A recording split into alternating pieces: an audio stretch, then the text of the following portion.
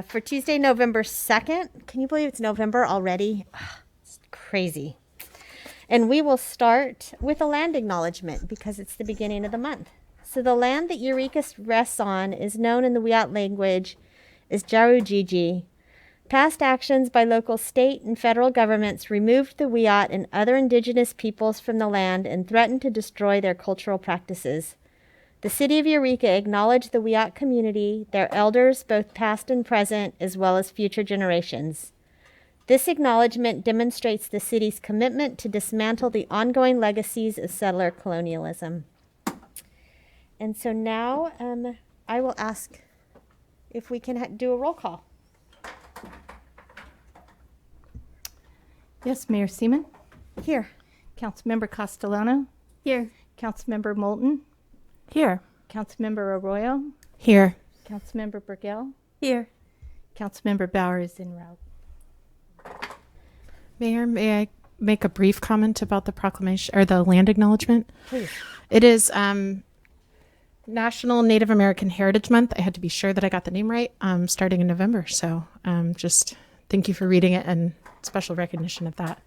I think we did a proclamation for that last month. We did it last month? Yeah. Perfect. Great. No, well, it's now the month. We did recognize it was November. We just Yes. did it in October. So would you please join me for the Pledge of Allegiance?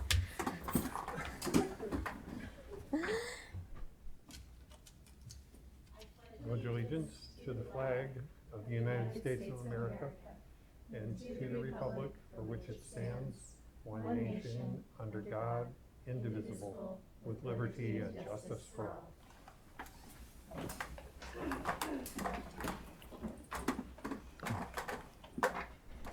All right. Mr. City Attorney, can we have a report out of closed session, please? Yes, Mayor. No final actions were taken in closed session. Thank you very much. Now it is time for mayor's announcements. And I'm actually going to ask, I'm just going to do this randomly. You're going to get the smoke out. Pass that down to somebody. That's homelessness and hunger, and this is the law enforcement records. You can do that one. But I am going to start our proclamations today with one that we actually handed out yesterday, but I want to reread it. And this is in recognition of who was one of the founders of the waterfront recovery. Whereas John McManus has 19 years experience in the field of addiction treatment, and whereas Mr. McManus has served as the executive director of Alcohol Drug Care Service Incorporated since 2014, and whereas he also served as the program director of Singing Trees Recovery Center from 2007 through 2014, and whereas John was the executive director of the North Coast Substance Abuse Council from 2005 to 2007. And whereas John McManus also held the position of intake coordinator, employment assistance, case manager, and SUD counselor. And whereas John McManus has been relentless in his pursuit of improved SUD service delivery, program design, and content, and raising the level of SUD clinical service in Eureka community throughout his career. And whereas Eureka is a better place because of the work that John has done to make a difference in his community. Now, therefore, I, Mayor Susan Seaman, on behalf of the Eureka City Council, do hereby thank John McManus for his years of service, commitment, and dedication to our community, and for demonstrating the power of recovery as an inspiration to all still in need of hope and guidance.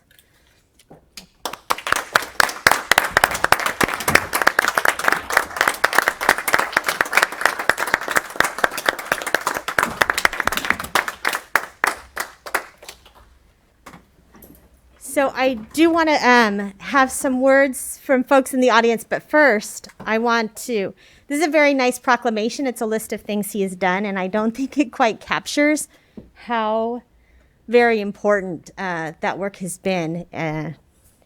There's so many people who do great work in this community, But not everybody gets to leave the legacy that he leaves, not just for individuals whose lives he's literally saved, but for the community and the recovery, waterfront recovery as a whole. So I am immensely grateful, but I know there are a few council people here who have worked with him a lot more than I have, and they would also like to say a few words. So I'll start with Councilmember Arroyo and then go to Burgell, and then if anybody else wants to add.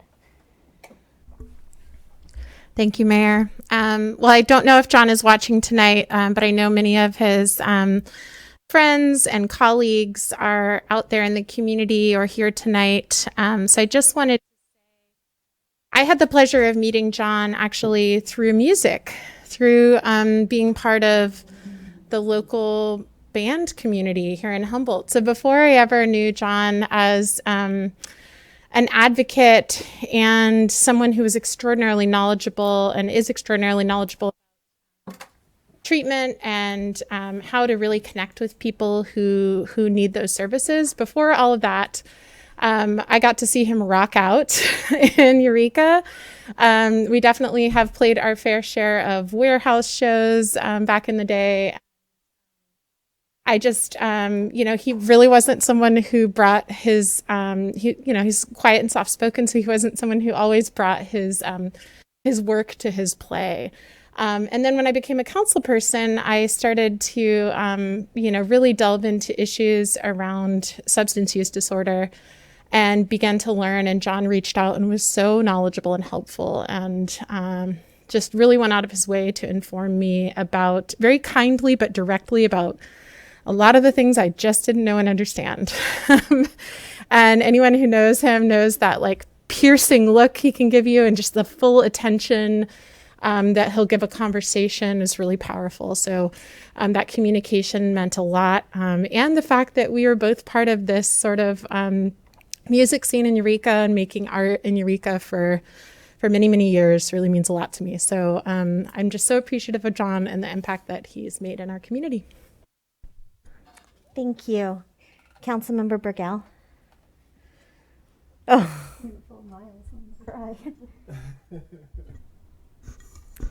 Well, I'm grateful for this proclamation and for John. I too knew John back when he was doing music and doing a lot of other things that we won't discuss here tonight that got him probably into the profession he's in. And, the few people really, we all make a difference, but there are some people that just stand out and just have a gift for bringing people together, for connecting with people, to being supportive of people, and just to really have that vision of what that could look like. And John was that person. One of the things that I absolutely loved about John is that he really felt it was important, hugely important, for people who were recovering from addiction and those types of things and homelessness to live in beautiful surroundings, because he knew that beautiful surroundings make a huge impact on people's lives. And I remember when he took over the Serenity Inn and trying to get that place together. That's down on Broadway, so you can imagine. And he worked really hard to get hot plates in there, worked with CAPE to do that, to get the folks that were living there, to get them cooking lessons and family support, and made sure that Santa came. And, he made such a positive difference in those folks' life. And that's something that I'll always remember about him. I remember him being a badass rock star as well. And those were some crazy times, but I love the person that I've grown to know and that has made such a huge impact. And, waterfront recovery, that was a vision of his, and it was a struggle. It was a struggle. It was not an overnight matter, and he was trying to find property. He was trying to do a lot of things, and, he just did not give up. He did not give up. And, the drug Medi-Cal thing, he just did not give up.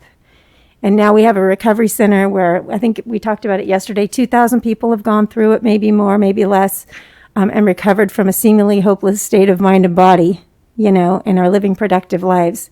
And what a gift that is to our community.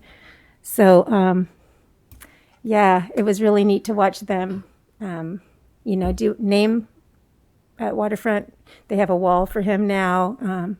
And he was there yesterday, and he's a visionary. He's authentic. He's like the most real person you'll meet. He cusses a lot. And I would say, well, I don't want to say because I don't want to miss him, but I will over time. But I'm a better person because I knew him and because he's a part of my life. And I'll always be thankful for that. So that's what I have to say. Thank you. Does anybody else on council have anything to add? Councilmember Castellano? Sure. Yeah, just thanks. I really appreciate you, John, and appreciate John for just his courageous heart, you know, and that capacity to stay with that sense to make change. So thank you. Thank you. Anybody else on council? If not, I'd like to invite up John Sapper, who is the president of Waterfront Recovery Services, president of the board. Thank you very much. And And you have to turn on your microphone, I understand now. Is there a little button there for him? I can't do it. If the light's on, it's on. Okay. Okay. thank you very much, Mayor and council members, for the wonderful comments about John and his visionary leadership, which truly has made a difference in this community. It's not on. Your microphone's not on. Yeah. There you go. There you go. We on now? Yeah. Okay. Thank you, Mayor and council members, for your comments about John and his visionary leadership that has benefited Eureka, Humboldt County, and the North Coast tremendously over the last number of years. When I was asked to come onto the board, and I'm the president of the board now, Waterfront was in a rapid growth stage. And there were a lot of challenges to get it up and running. John McManus is a leader among visionary leaders, and I have been truly impressed with all the work that he has done. Dr. Byan is the medical director and the staff at Waterfront. Yesterday marked the 4th anniversary of Waterfront Recovery Services here in Eureka. Over 2,000 individuals have been served since the opening. Those in our community who suffer from addiction, suffer from mental illness, and the door is always open for those at Waterfront Recovery Services. You don't hear the stories on the news. You don't see the stories above the fold in the newspapers. You don't hear the stories on the radio, but I can tell you that every single day lives are being changed in that facility because of the tremendous work that staff is doing. And I thank you very, very much for your acknowledgement and your recognition of John and his contributions here to the community. So thank you very much for that. Thank you, and congratulations on 4 years. That's and awesome. Many, many more.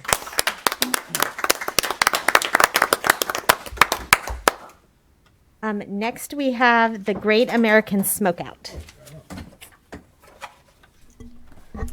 So I'll read the proclamation. In recognition of the Great American Smokeout, November 18th, 2021. Whereas the American Cancer Society encourages all tobacco users to join the Great American Smokeout and quit tobacco for at least one day. And whereas each year, nearly 34,000 California adults die from smoking and 20,300 kids become new daily smokers. And whereas flavored tobacco products make smoking and vaping electronic cigarettes attractive to youth and harder to quit.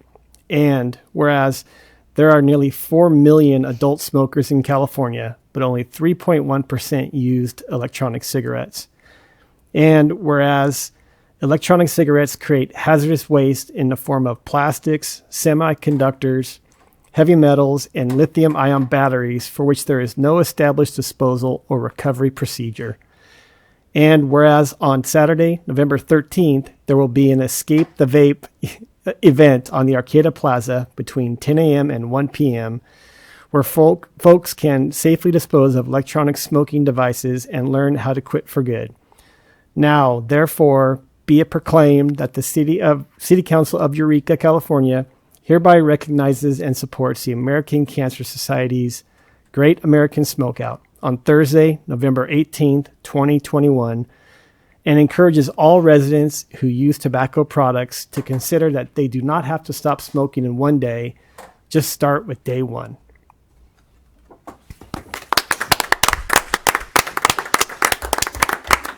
And I believe we have Mr. Jay McCubbery here to receive this. Yes, I'm here. Good evening, Mayor and Council members. Thank you so much for your time this evening. I'm going to be very brief and then pass it over to Savannah, who can tell you about youth vaping and young people, the people that are most impacted by the 15,000 different fruit and candy flavors of vapes and policies to prevent addiction. I feel honored to follow after Mr. McManus, who has been such a great person in our community, helping cooperating with county programs like Tobacco-Free Humboldt and Tobacco-Free North Coast to provide services to people struggling with addiction. Our project is all about preventing that, and I hope you could check out Tobacco-Free North Coast on the web to learn more. And then Savannah, I'm gonna ask you to say a few words if you can. Hi, my name is Savannah. I'm 17. I go to Academy of the Redwoods. I'm part of the Youth Coalition, which is like basically the group that helps with like youth smoking, stuff like that. I wanted to mention some things about the youth smoking and how honestly it affects literally anybody I come in contact with, whether it's people who do smoke, people who vape, people who even just have to deal with secondhand smoke. It just, even if you don't believe it's causing a problem for yourself, it causes problems for the people around you. And it's just, there's so many problems with it, including like expenses, lack of social, like the ability to continue social interactions with others. And honestly, youth are just missing out on their life and their childhood to take a smoke. And it doesn't just destroy that, it also leads into adulthood and continues being problematic. And it would be great for more like programs to help with that, not only educating young people and youth on the dangers of smoking and how to not smoke, as well as with recovery from smoking. And yeah, that's about all I have. Thank you for having me. Thank you so much, and for the good work you're doing.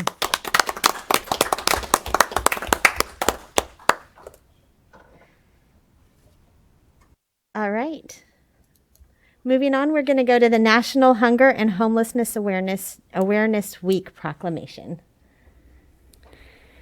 Thank you. This is the City of Eureka Proclamation for National Hunger and Homelessness 21st, 2021. Whereas the theme of National Hunger and Homelessness Awareness Week 2021 is being homeless is not a crime, housing is a human right. And whereas people from all walks of life, including individuals, families with children, employed and unemployed workers, elderly residents, veterans, disabled individuals, and youth are impacted by hunger. And whereas the community recognizes that hunger and homelessness continues to be a serious problem for many, and no one should have to worry about whether they will have food on their plate or a roof over their head. And whereas the California Center for Rural Policy reported in their Humboldt County food assessment that hunger and that more than 31% of adults experience food insecurity, while 37% of households with children experience food insecurity. Most live on fixed incomes or survive paycheck to paycheck. And whereas while homelessness creates barriers to accessing essential services such as affordable health care, housing, childcare, and education, the cost of these necessities often contributes to hunger, food insecurity, and people experiencing homelessness on any given night. And whereas the aim of the National Coalition for the Homeless is to eradicate homelessness by solving the root causes of it, to educate the public about the many reasons people are hungry and homeless, including the shortage of affordable housing for low-income residents, and to encourage support for the organizations committed to sheltering, providing support services as well as meals, food supplies, clothing, and hygiene products to the homeless and hungry. Now, therefore, I, Leslie Castellano, on behalf of the Eureka City Council and Mayor Susan Seaman, do hereby proclaim that November 13th through 21st, 2021 is National Hunger and Homelessness Awareness Week, and encourage all people in the community to work together to find meaningful solutions for these problems.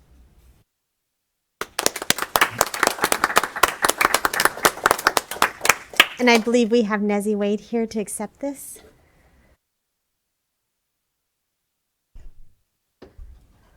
It's on? It sounds like it's still on. Thank you for reading that, Leslie, and thank you to the City Council for making the proclamation. And I want to express my gratitude for everyone for bringing awareness to the community. It's sort of an enigma that it only happens a week out of the year when it's hunger and homeless is something we face in our community every single day. And in our nation, 43 million people are homeless and hungry. 550,000 people every night in this country are homeless, and we know from our own figures that that's much more. There are many more than that figure belies. So we're grateful and ask for the support of the council and everyone in the community to work with the people who are engaged in providing services and also with the residents who are unhoused. And we hope that, we know there's many wonderful programs in Humboldt County. No, so there's not one size that fits all, so we really need a lot of different alternatives.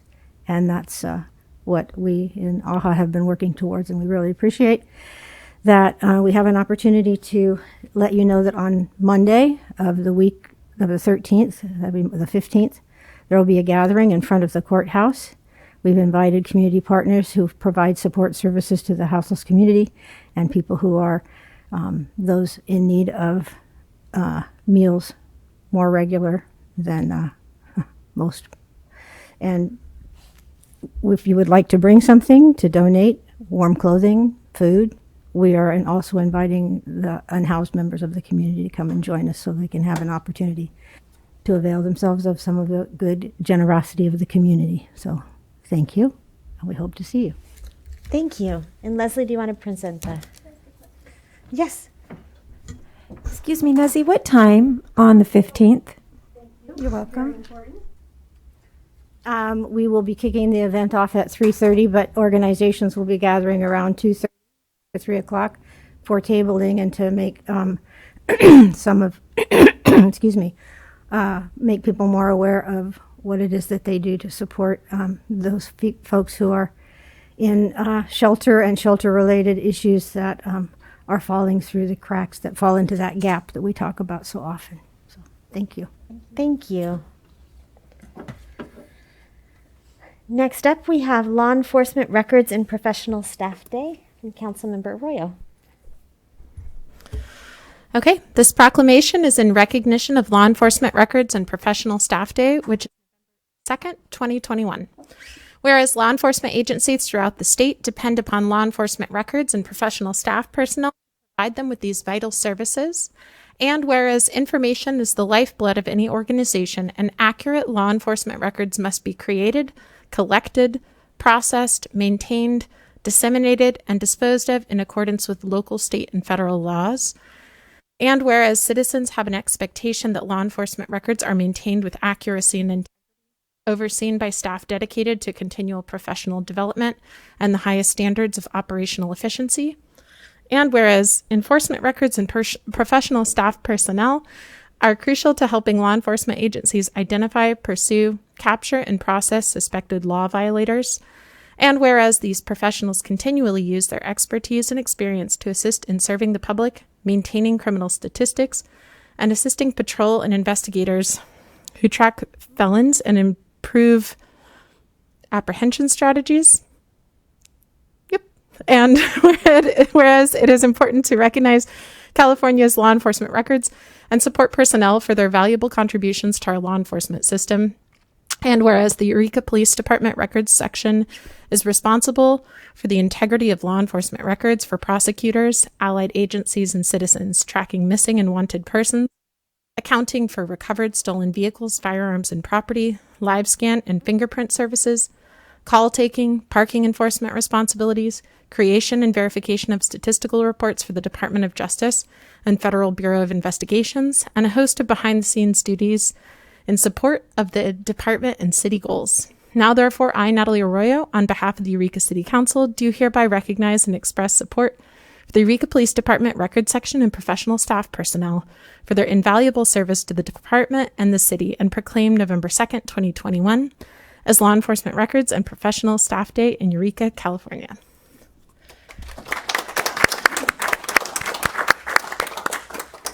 And I see we have some folks here to receive this from EPD. Take it away. Thank you, Council Member. I believe Amanda O'Neill is present. She is our records manager. Thank you, Council.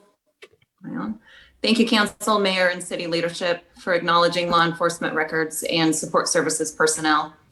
We've heard extensively in the proclamation about the seemingly endless variety of services performed by members of our records and business office. Yet that doesn't even encompass the duties of our property section, animal control, investigative units, and other administrative roles who serve with support services. I'd like to take a moment and more importantly acknowledge the support within the support services. On a very personal level, the support has not been more evident than in the last 12 months. In January, the department's business office record section, parking enforcement, and business office went from having 4 full-time employees plus myself to 2 full-time employees plus myself. And then in July, 1 employee transitioned to become the department's digital evidence technician, replacing a critical role vacated by a retirement, leaving myself plus 1 employee to handle the full-time responsibilities of well more than 5 employees. For a small glimpse into this small but mighty team, in the last year, over 6,400 reports have been reviewed and prepared by staff. Over 400 sex and arson registration events have been completed. Well more than 600 live scan and fingerprint processes have been completed, and over 4,000 report requests have been fulfilled, in addition to dozens of other responsibilities. In addition, 2 massive legislative programs have been initiated through the office, as California finally joined 46 other states to provide relief to the lifetime requirement for some sex offenders to register, including approximately 75 of those living in Eureka. We were also able to roll out stop data collection with the Department of Justice a full 6 months ahead of schedule. Over the last several months, we've been fortunate to be supported by many from each section of the department as they've stepped up to fill in assisting with live scans, fingerprints, call taking, database entries and reviews, making appointments, and so much more. Some working part or full days in our office so we can get caught up on essential services. It's been our goal that despite the extreme staffing challenges, that the citizens of our city and members of our department we serve would be minimally impacted as possible. To Katie Hill, Brittany Powell, Susie Owsley, Manny Ramirez, and Christina Larimore, in addition to our dispatch staff, I would like to express my deepest gratitude for your support, encouragement, and willingness to put yourself in new roles to ensure the ship kept moving forward despite every iceberg we seem to encounter. To Barbie Fields, our dedicated volunteer and the true boss of our office, thank you for being willing to learn and serve where needed, to pull endless staples out of historic files and do anything asked, with the exception of cleaning windows and dusting, which we are frequently reminded. To Christina Larimore, thank you for being willing to transition into a new role from the somewhat predictability of records for 15 years to step out of your comfort zone and become our new digital evidence technician. Your knowledge and attention to extreme detail will continue to elevate that position while you continue to make yourself available to your original team in countless ways. To Ashley Neiman, my whole one whopping employee, thank you for being an outrageously loyal and dedicated team member and partner through the year. Thank you for your willingness to assume the workload of several, never complain, come to work with a smile each day, and reassure me in the darkest moments, we will get through it and the job will get done. As a team, we've said for years that it takes teamwork to make the dream work. And this has been proven time and time again in 2021. Through staffing difficulties, what seems like constant heartache, we faced the good with the challenges of the year as it's been presented. Through all that has confronted us this year and all that is yet to come, I'm thankful to have the dedication of so many to lighten the load and acknowledge this moment of well-deserved recognition in front of our community. Thank you. Very well said, Amanda. And I just wanted to add how very much I appreciate the job that Amanda and her team of one right now have done. Like she so eloquently explained, the responsibilities on the records section have exponentially increased over the last few years, and trying to get the job done with so few staff members has been a huge challenge. The good news is we are interviewing multiple candidates for those missing positions. That's a top priority. And I also just want to very briefly add on what Amanda said, just about the great pride that I have for the way that members of the department have come together to fill in on these gaps and help each other out. Very resilient department. We will get through this, and I couldn't be more proud of the work that they do. Thank you for recognizing them. Thank you so much. And thank you, Amanda, for taking on all that extra work. And hopefully we'll get you some folks in there soon, very soon. Okay, so I just have a couple of announcements. One is that the Eureka Housing Authority is going to be having their first meeting about repositioning, which is something that they need to do to start working on some of the public housing projects. They are having a meeting on November 4th from 6 to 7:30 p.m. It's kind of a cumbersome email Zoom link, so if you're interested in attending at City Hall, and I'll send you the link so you can get in there. So that's Thursday from 6 to 7:30.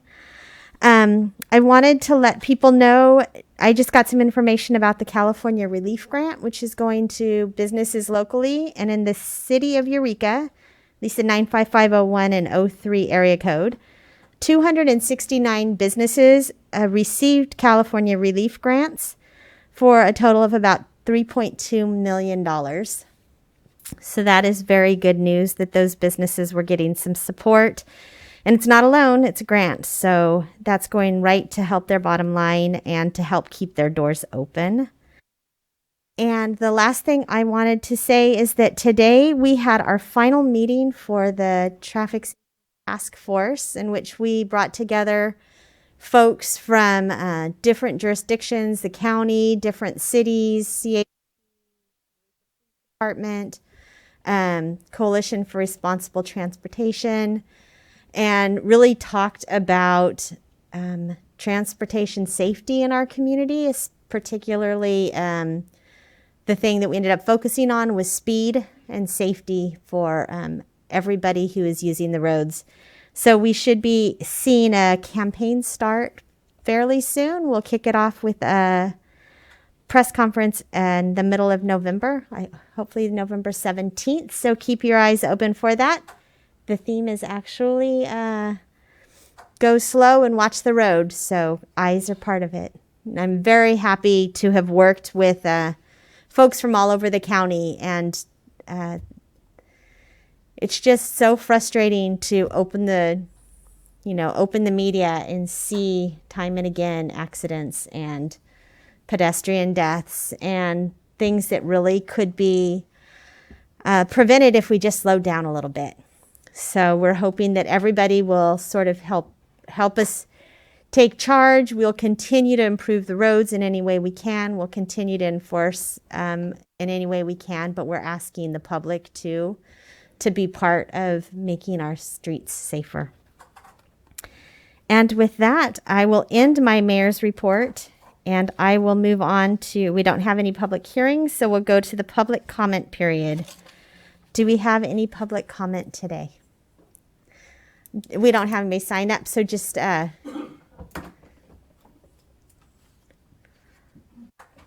trying to get used to how this works again. Good evening, council members.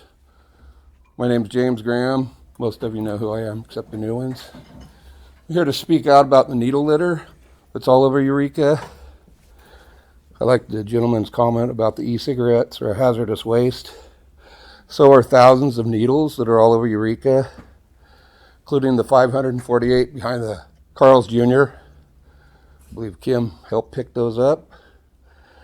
That's great that people are cleaning them up. We need to do something about them before they get thrown on the ground.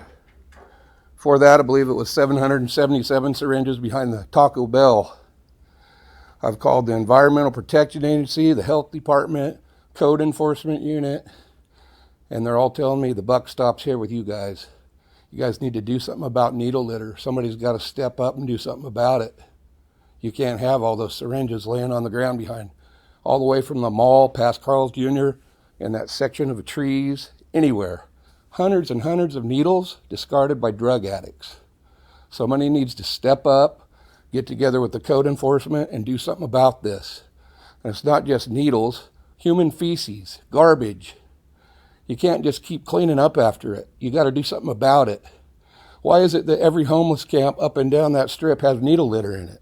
You got a problem with homeless people, yes, but homeless drug addicts is what you have a problem with.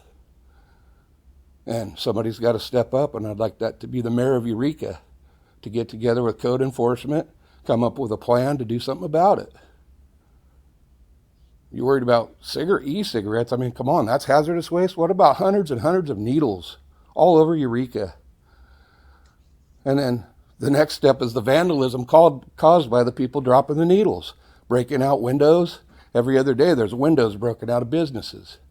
You can drive down any street in Old Town and see somebody either taking a crap, shooting up, or sleeping in an alleyway. It's sickening, man. Do something about your town. Have some respect. Step up. Thank you.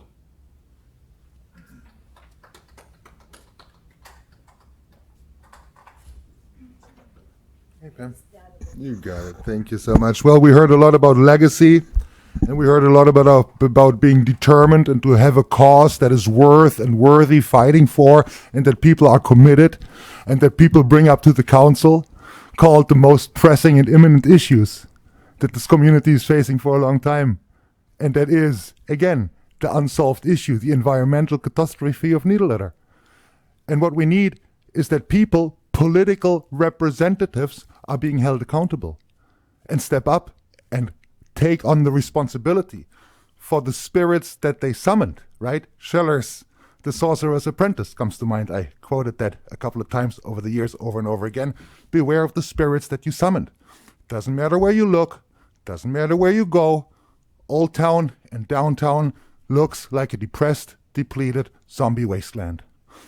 When we are being told that those that have a problem with the unsolved environmental catastrophe named needle litter are heartless and don't have compassion, that is wrong. We have great compassion. We have compassion for this community as a whole. And all we want is that we have programs that work, that empower, and that change the lives of the people in a positive direction. We don't need programs that continue, that perpetuate, that embolden, and that enable the drug addicts to have their ways 7 days, including Sunday, with this community. The place where I have my business, just along the wall of that one building, 4 piles of human feces. Isn't that beautiful? Isn't that lovely? Well, I'm gonna take my kids for the great pumpkin hunt to Old Town Eureka. Sure I will. Sure I will. Well, there are 4 piles of feces on one wall, right next to my building, right across from the Chase Bank in Old Town Eureka. Isn't that beautiful? We see people defecating, shooting up, exposing themselves, harassing people, smashing in windows. Today we had another arson on 3rd Street, across from St. Vincent. the dining facility, they burned down, a car parking lot, burned down the little barrack that's on there. And we have seen arson with commercial buildings. We see vandalism. I reopened my shop. Within 3 weeks, it was broken into. Sandwich shop next to me got broken into 4 times in 4 months. That's ridiculous. That's ridiculous. How about taking pride in your community, stepping up, growing a pair of eyeballs and brain halves, and everything else that you need to find it in you, and take pride in your community and serve the community as a whole. And that includes the business owners and the small families and families that want to raise their children here and people that want to have a future in this community. Step up or step aside.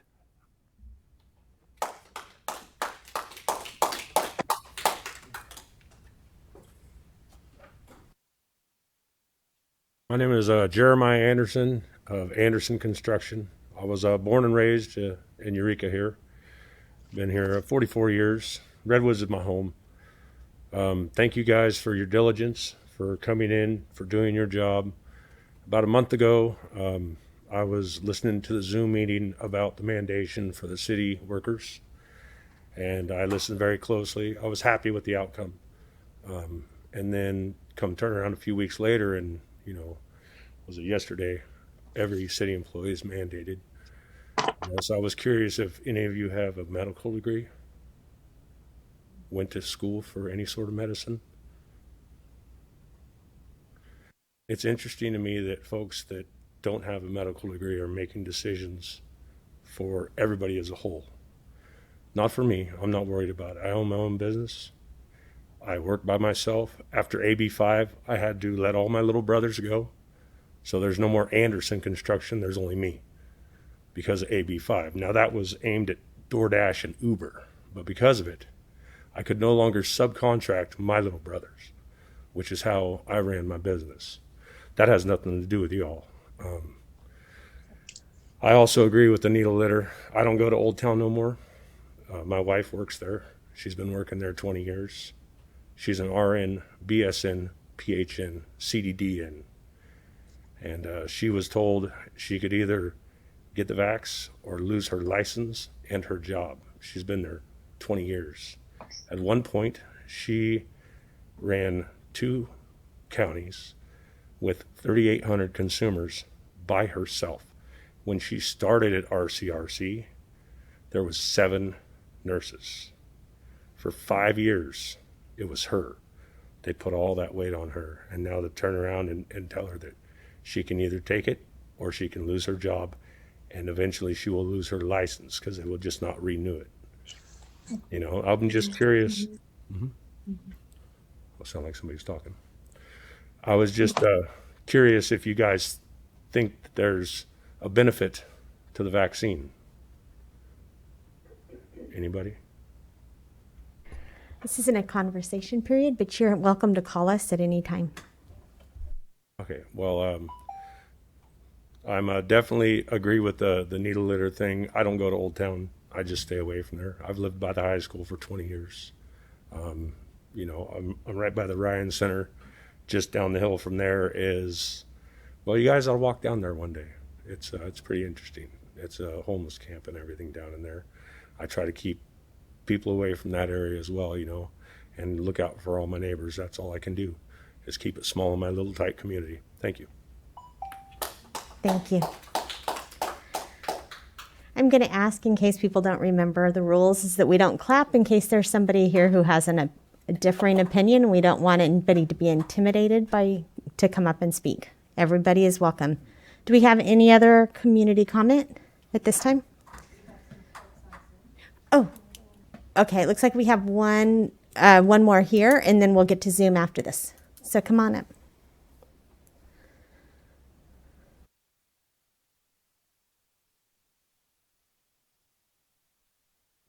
Hello, my name is Robert Jones, and thank you for this opportunity to speak tonight.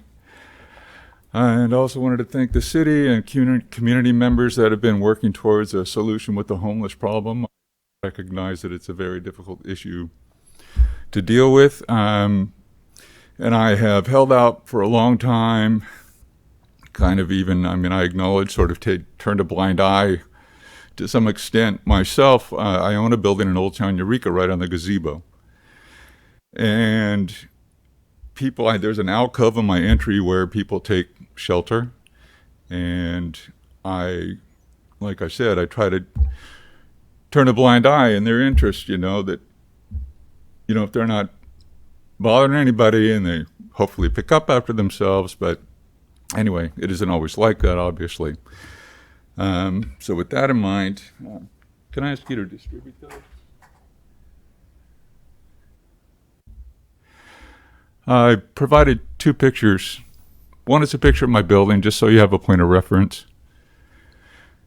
And the other was my morning discovery today, which was not my first time.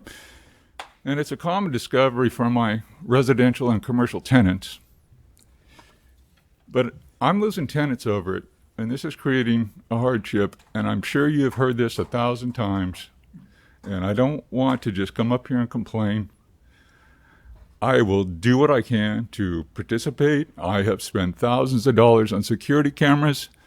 I've made them available to EPD on numerous occasions where it's been useful to them, and I'll continue to do so.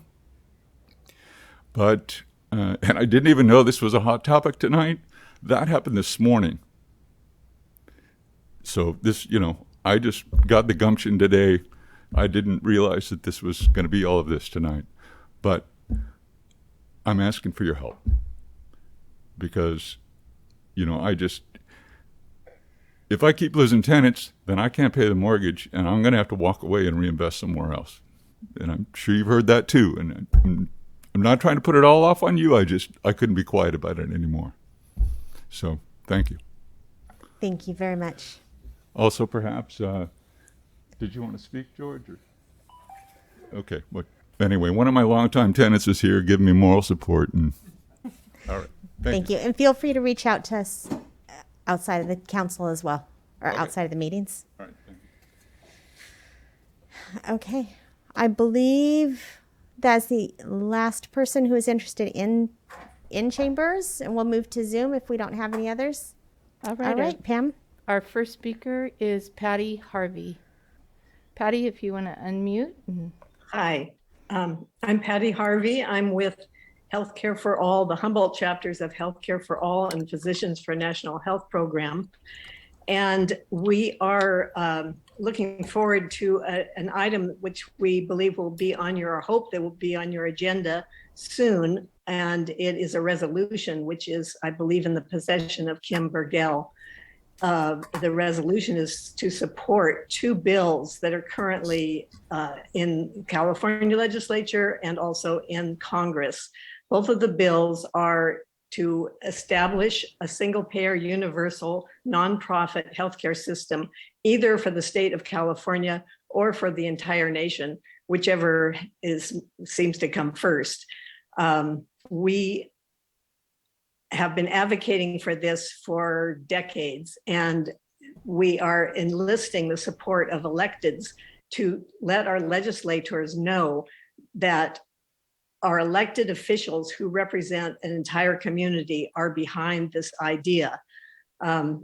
It may seem like somewhat of a not local issue taking place in Sacramento and Washington, D.C., but I assure you that it is intimately local, and it would affect every single resident of the city of Eureka and every business in Eureka that has to buy and provide health insurance for their employees. And that includes the city of Eureka, which if the city of Eureka didn't have to expend thousands and thousands of dollars for healthcare for their employees, think of the numerous potholes, both real and metaphorical, that could be filled.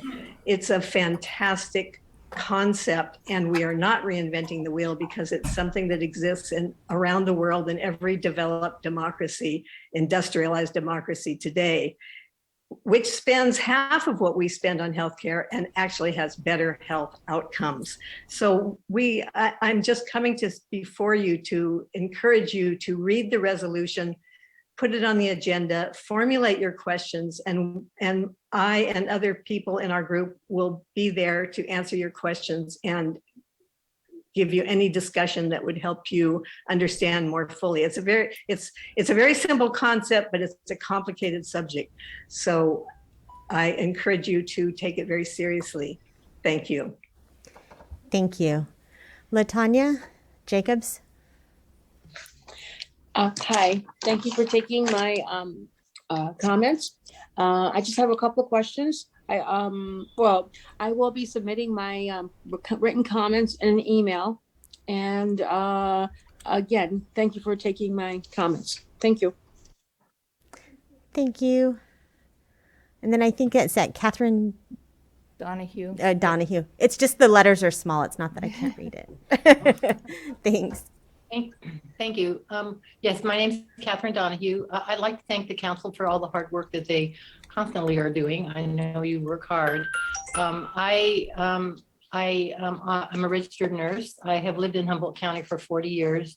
I am also a member of the Healthcare for All Physicians for National Healthcare Program, who are working to help our legislators in Sacramento know that the public and the elected officials in this state are supportive of working and finding a way to provide single-payer health care either in California or nationally. I also provided Councilmember Brugel with it's called the PLOS report, and what it does is it takes 28 of the economic studies that have been done and explains the different ways that this can be done. There's no magic bullet to get this done. It's not going to happen overnight, but it has to be worked. The legislators have to discuss it. They have to figure out how to do it.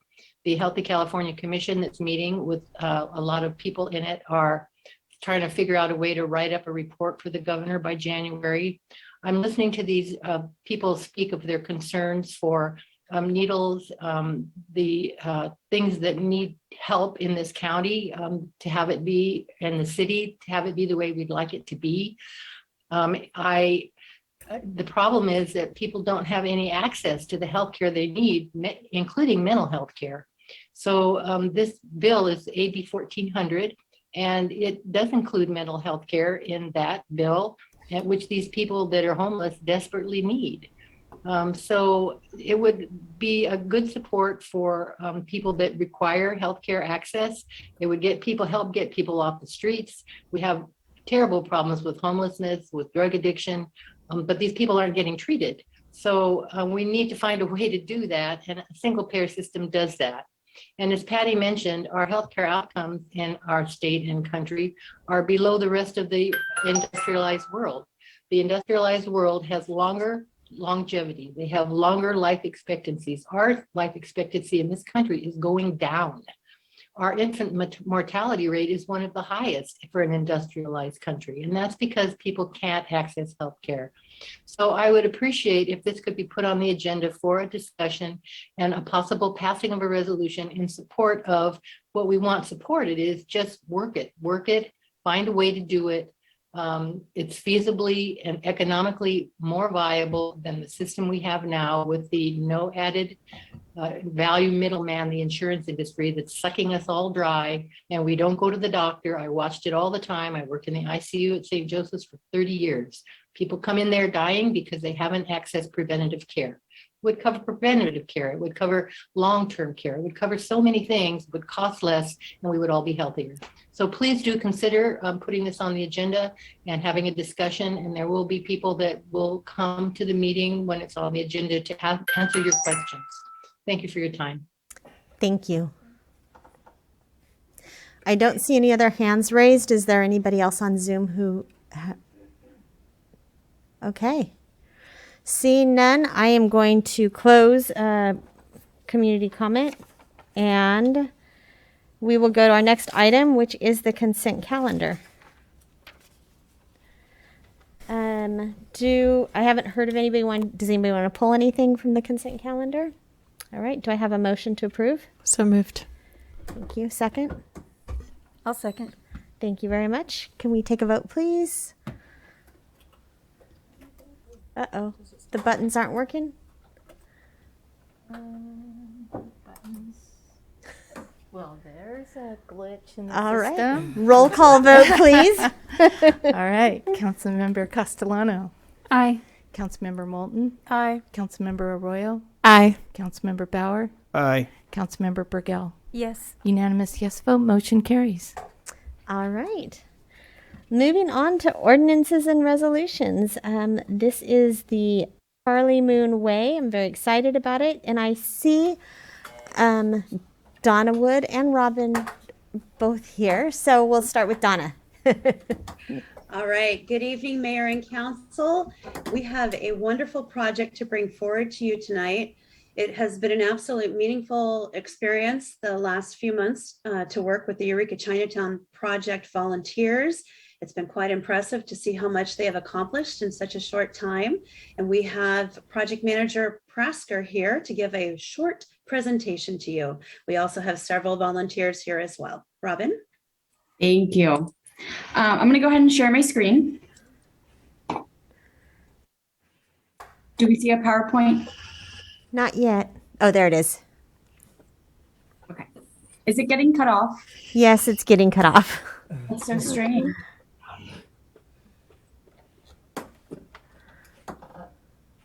How about now?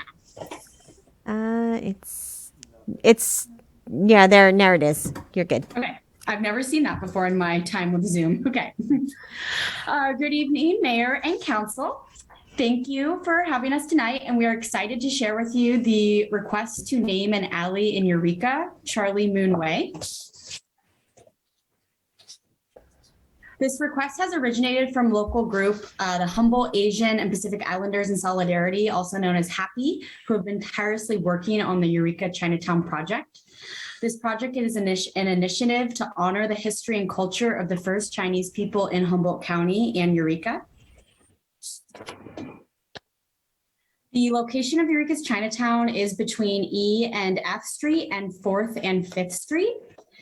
This also can be identified as being the alley behind the new Coast Central building, pictured here on this map. And the Eureka Chinatown project is raising awareness about the history of Chinese people in Eureka and Humboldt and the atrocious expulsions that occurred in 1885 and 1906, and those who persevered and remained in Humboldt due to their resiliency, such as Charlie Moon. While Charlie Moon is famously known as the last Chinese person in Humboldt after the expulsions, he was actually not the only Chinese person to stay in the county. However, Charlie's story and family are a bridge between the past and present and opens the conversation on to learn more about the others who resisted the expulsions and carried on Chinese culture and traditions in our area. This is why it is being proposed for the alley in the former Chinatown area between 4th and 5th and E and F be named Charlie Moon Way. And this naming proposal is part of a larger placemaking effort to celebrate the historic Eureka Chinatown and raise awareness. As part of this year's Eureka Street Art Festival, there's a mural titled Foul, and that was painted to pay homage to Ben Chin, who was considered the first Chinese American to settle back in Eureka after the expulsions. You may be familiar with the Chin's restaurant in South Eureka off Broadway. That would be his establishment. There's also a mural located on the East Street facing side of historic Chinatown that shows the location of it. And then the city also has partnered with Eureka Chinatown on interpretive signs, one highlighting the history of Chinatown and the other about the two expulsions. And then the project has been offering historic walking tours over the summer about Chinatown with plans for a printed and digital tour for folks to utilize. And then just going back to the timeline of events from the first expulsion to today, and between the 1940s and 1950s, there was a repeal of quite a few laws that made it easier for the Chinese to come back. And then we started the formal city process of how to get this approval going when the request came in from the Chinatown project. The Open Space Parks and Rec Commission unanimously supported the request in August. And then it went to the Planning Commission, and they unanimously supported the request. And that is why we have brought the final request here for you tonight to consider. So with that history, staff does recommend naming the alley between 4th and 5th and E and F as Charlie Moon Way. which would be an appropriate way to honor the Moon family and the history and culture of the Chinese people in Eureka and Humboldt County. I also know that we have quite a few folks here today, Marilyn and Brianne from Happy, and then Yolanda, a descendant of Charlie Moon. So I'll hand it back to the mayor if we would like to maybe see if they want to add anything. So thank you so much. I would love to hear we'll start with Brianne, since she was the original contact for this, and let you guys say a few words, and then we'll ask you questions. Hi, everyone. Can you hear me? Yes. Awesome. Okay. Hello. I'm Brianne Merja D'Souza. I'm the coordinator for the Eureka Chinatown project. And I'd like to just start off by saying thank you to Mayor Susan Seaman, City Manager Miles Slattery, Community Services Director Donna Wood, the Planning Commission, and Open Space Parks and Recreation Commission for their support of the Eureka Chinatown project, and to the City Council today for your consideration. It is both inspiring and refreshing to see such support from the city's leaders when historically Chinese residents of Eureka experience quite the opposite. I believe we are truly on the right path to creating a more inclusive community. So thank you. Charlie Moon's story is one of the many untold Chinese stories of resilience and resistance. And we hope by telling his story, we can open the conversation and learn more about these incredibly important and silenced people of our past. We are also honored and grateful to have the input and blessing of the Moon family in bringing the alley name forward of Charlie Moon Way. And I just wanted to keep this short, and I would like to leave you with a statement from Jan Carr. She's a descendant of Tom Baer, who was Charlie Moon's employer. And if you know the story of when Charlie Moon was addressed by the mob, he was one of the people that kind of stood up and helped Charlie to stay. So Jan says, I grew up listening to my grandfather, Thomas Baer III, tell me Charlie Moon stories. My entire life, I've been proud to be a Baer descendant, and that has everything to do with Charlie and my great-great-grandfather, Thomas Baer I. I know that the Baer family and the Moon descendants are so very proud of this important piece of history. Thank you for honoring Charlie in this wonderful way. And again, thank you so much for all your support and consideration from the Eureka Chinatown project. Thank you very much. And did you want Community Program Director Pratzler, who was the next person you wanted to speak? I believe Yolanda is here and Brianne. Okay, so we've got Brianne. So Yolanda? Hello, can you hear me? Yes, I can. Hi. Thank you to the mayor and council for taking up this resolution in honor. I am Yolanda Latham, the great-great-granddaughter of Charlie Moon and Minnie Tom. I am in full support of Charlie Moon Way, and I hope you all are too. I believe that memorializing the Chinese expulsion and my grandfather is an honor, not only to my family and all our descendants, but a fundamental aspect of our local history that should be shared. A history that can be described as turbulent, violent, and unforgiving. But today is a good day to start unraveling the mystery of the Chinese expulsion and share the details with the world and progress to a better tomorrow. The actions of today will not erase the wrongs of the past, but hopefully teach us all to be more mindful of our influence, words, and to be steadfast in our ability to not repeat history. We must never repeat history. I believe this is a tiny step in the right direction, a direction that includes healing. So I thank you, and I hope this moves forward. Thank you very much. So now I will bring it to council. Does anybody have any questions for staff about this? Councilmember Castellano? I think that Marilyn Pike nicely wanted to speak, but I'm so not her name sure. wasn't said, so I didn't want to put her on okay. this spot. Did you also want to speak? I'm just here in support, and Brianne and Yolanda have said it all. So thank you. Thank you. Okay. Anything else anybody wants to ask? Okay, I will leave it, ask now if there's anybody in the public who would like to make a comment about this. Anybody online, Pam? Or okay. Then I'll bring it back to council for comments or a motion. I have a question. Whose ward is it? Whose what? Whose ward is it? Oh. Okay, I can never remember exactly right where the line is in Old Town. Between the two of you. You want to arm wrestle over who wants It's to yours. make the motion? Or Leslie's. Okay, then. I mean, anybody can make a comment, anybody can make the motion, but if you'd like to. Oh.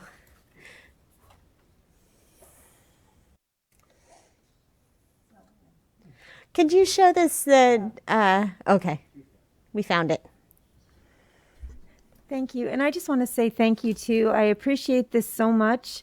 And I'm really proud of the direction that our city is moving to finally acknowledge some of these horrific things that have happened and to make amends and to make a difference and to move in a positive direction in partnership and relationship. So I'm very, very grateful that you brought this forward and that we are going to be able to now develop healing relationships and improve our community. So thank you. And with that, I'm going to make a motion to adopt a resolution of the City Council to name the alley bounded by 4th and 5th and E and F Streets Charlie Moon Way. Do I have a second? I'll second. Thank you very much. Any further discussion on this item? Councilmember Arroyo and then Councilmember Castellano. Thank you so much for bringing this forward and for all the work of Happy and the Eureka Chinatown project. I'm so grateful that we're able to say yes to things like this. And, you know, without your effort to really research and uncover the past and what we all need to know and what has been so hidden from us, we wouldn't, we wouldn't have this opportunity. So it's a blessing to us all. And I really am grateful for the volunteerism that you bring to make this happen. And Bree, I love that you commented on the resilience and the, the cultural tradition of Chinese people in Eureka. And, I know this is a story throughout the California and the West Coast and the United States. But I particularly appreciate the focus on not just the trauma, although not shying away from, the true story there, but also the resilience and, the fact that we still have a community of Chinese descent today. And so thank you for that. And I just wanted to really show appreciation for that focus on, the resilience and growth and how we can all participate in our own way, whether we're the ones who are not of Chinese descent, like standing with people who need us to stand with them, like Tom Baer did, or, or whatever our role is in the story. So thank you. Councilmember Castellano. Thank you. Basically, I just want to reiterate some of the appreciation of other council members. It's really inspiring to have your leadership, coming forward with this and coming to council. And, I think that I can speak, I think we all appreciate just that you have a vision and that your vision, is asking us to acknowledge the past and also to move forward together. And I look forward to what that journey will be and can be. And, just want to recognize all of you as leaders in our community too. So thank you. And I really look forward to seeing what, the work, the ongoing work of Happy in Eureka and beyond. All right. I guess it's ready. We're all ready to vote now. So, and the buttons are working. No? Oh, there you go. Yay. Unanimous yes vote, motion carries. Mayor, may I make one belated announcement? Yes, you may.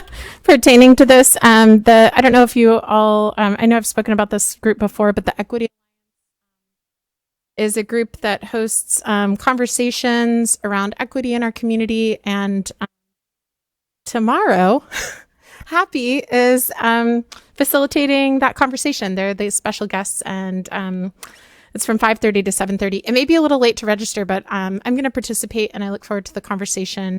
But it may be possible for folks to join last minute if you want. So anyway, I will. I just wanted to share that, and it's good timing that you're here tonight, and hopefully we'll be seeing some of the same faces tomorrow. Very good. Well, thank you so much. And we are going to move on to the next item, D1, which is the Sequoia Park Zoo Foundation MOA Extension Amendment. And we'll go to Community Services Director Wood. All right. Hello again from one feel-good project to another.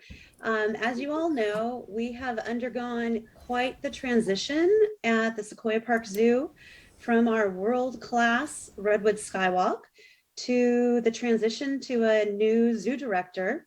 And with that being said, it has been a very, very busy few months. And so staff are coming to council to request that we extend our current MOA with the Sequoia Park Zoo Foundation to allow staff and our foundation partners to just have a little bit more time to go through the process of addressing any changes that we might want to make in the near future. So that is what is before you. We also have our Sequoia Park Zoo Foundation Director, Lee Pierre-Otker, here that would like to share a few updates. She has a very brief report. And Lee, are you here with us? I'm here. Thanks, Donna. Okay, Lee, take it away. All right. I hope my internet's working okay. I may shut off my camera because I think I've got a little bit of a delay. So I'm going to go ahead and do that. Sorry about that, Mayor Seaman and council members. So yeah, thank you, Donna, for giving me just a few minutes to give a couple updates here from the foundation side. One thing I just want to say is I'm super excited to work with Jim, and we're doing a lot of great work together, and it is a big time of transition for the zoo, but he's fitting in super well. So he'll have a chance to talk to you about what's happening at the zoo. A couple highlights. I hope everyone received our 2020 annual report. We mailed that annual report to about 4,100 households. You should have gotten that at the city council at City Hall. We're really proud of that annual report. It's a huge marketing piece for us as well. And it highlights, kind of how we shifted during the pandemic as a zoo staff. It's really magazine-like in what it reflects about the zoo and the work that happened in 2020. So it's all over the community, and we're super, super proud of it and proud of the team that put it together. I'm going to talk just a little bit about the key areas that we do to support the zoo, that being fundraising, marketing, and our event work, as well as supporting membership. We still continue to be great stewards of our donors. We've built up a constituent base that's now 18,000 strong. So we do a lot of work to steward those folks who support the zoo, either through membership or through donations. I know many of you were disappointed, just as we were, to have our Zootini event postponed, but with COVID numbers, we had to make that decision. So we postponed that key event, but we still held a virtual auction, which was hugely successful. We're going to continue to support that auction platform through 2022 because we gained a lot of a big audience of out-of-town folks who captured items that were zoo-exclusive experiences and traveled to our area to experience those. So we think those virtual auctions and that type of fundraising really lends itself to reaching a much wider audience. We're working on our end of the year appeal right now, and that we'll be looking for support for building the new bear quarters, as well as some support for our new Condor Care Center. And we're continuing to be an active partner in the idea of designing an interpretive center, which Jim is going to talk about. I also just want to highlight that we have a Redwood Skywalk recognition and sponsorship program that's really aimed towards businesses sponsoring interpretive signage. So far, we have Coast Central on board, as well as our newest corporate sponsor being Cypress Grove. So if folks are interested in that program, go to our website, or you can contact me at the Zoo Foundation. Just a couple highlights about the marketing efforts we continue to do. Many of you know we pivoted our communication strategy when the zoo closed during the pandemic. We started doing weekly communications. We started upping our social media postings. That has proven so great for us in keeping connected to our community and to folks all over the world. And just a couple things in regard to that. We're seeing that through our social media, we have about 23,000 followers on all of our platforms, Facebook, Instagram, Twitter. And over the summer, especially with the opening of the Skywalk, we averaged about 400,000 impressions daily on Facebook. Our email marketing reached, since we launched it in a weekly format, we've reached over 800,000 individual emails. On Google alone, with people going to the Sequoia Park Zoo business listing, we've reached in the last quarter about 1.25 million total views. And our website continues to do super well with 1.8 million interactions. That can be anything from a page view to a click to a scroll or to a download. And we reached with our website about 137 different countries. I want to give a shout out to Eddie Alexander, who's been a big partner in the marketing of the Skywalk at both a national and international level. That's helped our website and the Skywalk website to get a lot of views. I also want to just make sure I highlight that membership has gone through the roof. I don't know if council members are aware, but membership is the highest it's ever been. We're at well over 4,000 members. The Zoo Foundation's worked really hard to rebrand our membership program, and we're working on a strategic plan for 2022 in partnership with Zoo staff to continue to think about how we can create a great member journey for our members and let them know how important they are to our Zoo family. We are going to hopefully look to some event work in 2022. Again, COVID seems to keep throwing us off as much as we want to have people on grounds. We had a fantastic boo at the zoo, though. We had 1,900 people come visit us on Sunday. And shout out to our zoo staff. Everybody had a fantastic time, and we had wonderful sponsors this year. And it was the first big event we've done in quite a long time. And it was great fun and a great day, and no rain, which was fantastic. And then lastly, I just want to say a big shout out to my tiny team, Ashley and Kate and Jen, who's our graphic designer. And we do a lot of work for a small staff, and we're small and mighty for sure.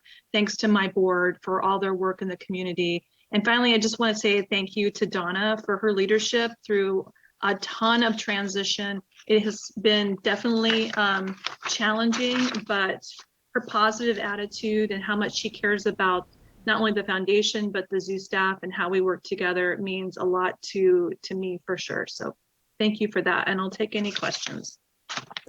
All right, council, do we have any questions? All right, it looks like we don't have any questions. Do we have any comments from the public on this item? It looks like we do from Alegria.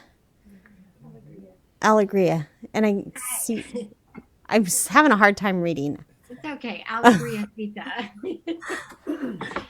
Hi, I am one of the members of the Zoo Foundation Board, and I am just so proud to be a part of this amazing board.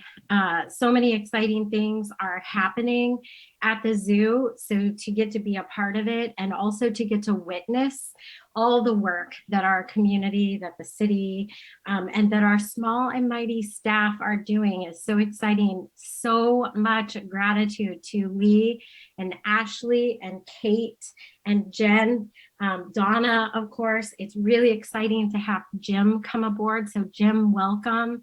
And to all the board members, this is such an exciting time to be a part of the zoo in Eureka with everything that's happening. And my hat goes off to all of the leadership in the Zoo Foundation. So I just wanted to big up everybody and all the work that they're doing to bring such amazing, fun things to Eureka.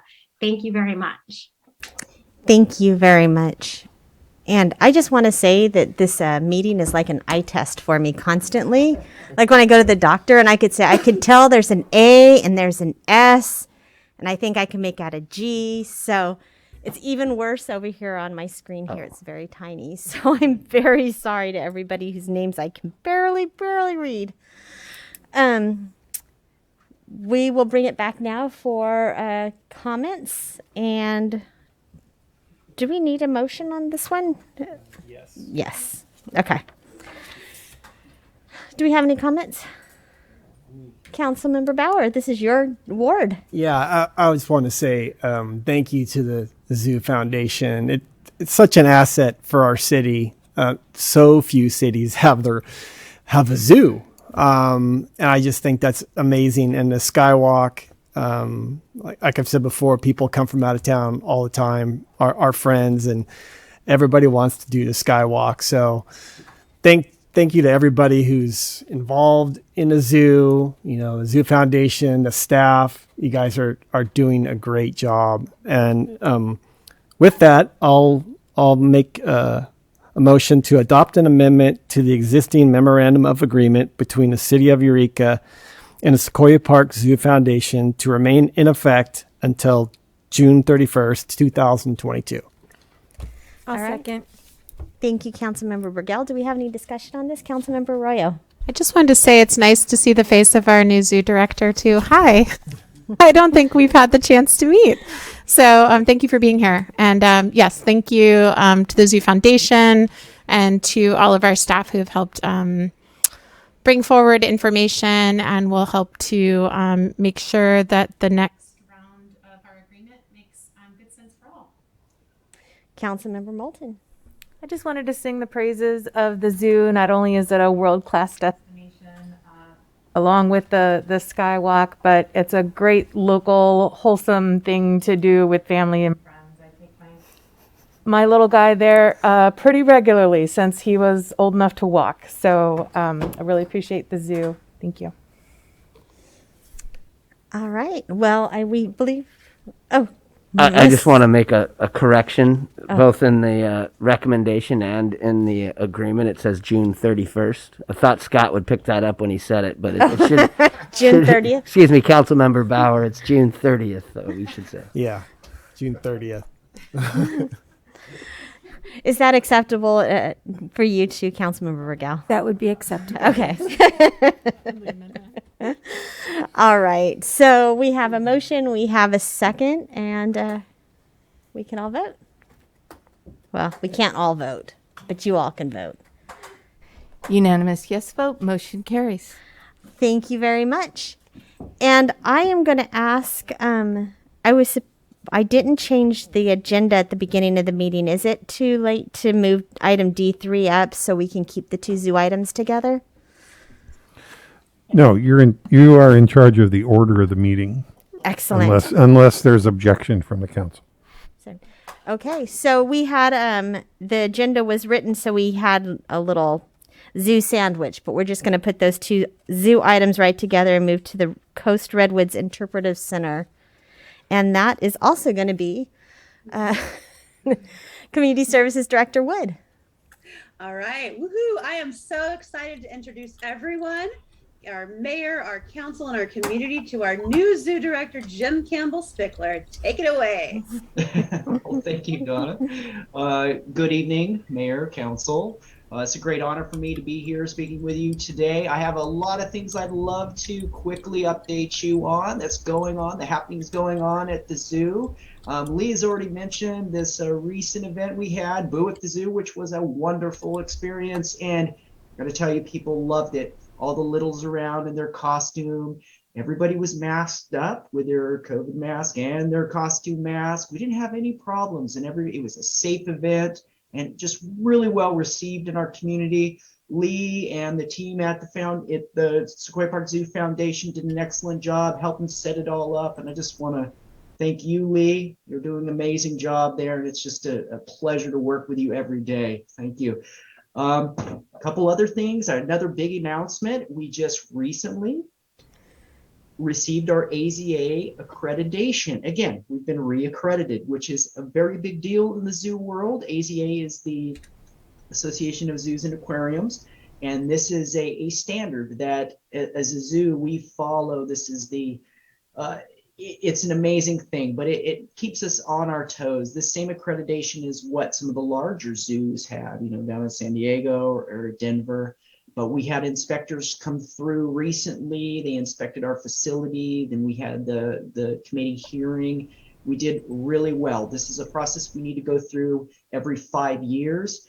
And I got to tell you, everybody, the inspectors in the committee were very impressed with several aspects of our zoo. We're a relatively small zoo. We're one of the smallest accredited zoos, but we're one of the best. That's my opinion. Maybe I'm a little bit biased.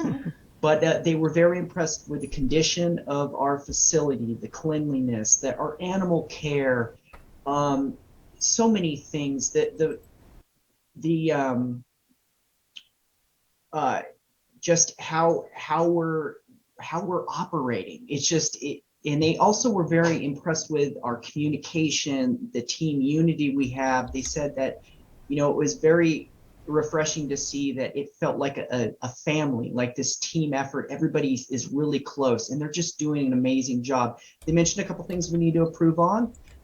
It's mostly aesthetics with some of our exhibits, but we're definitely going to address that. But it's just exciting times at the zoo. We've made it through 5 more years of accreditation. I should mention we've been accredited for 25 solid years now, and that's an amazing feat. So I'm very proud of the team.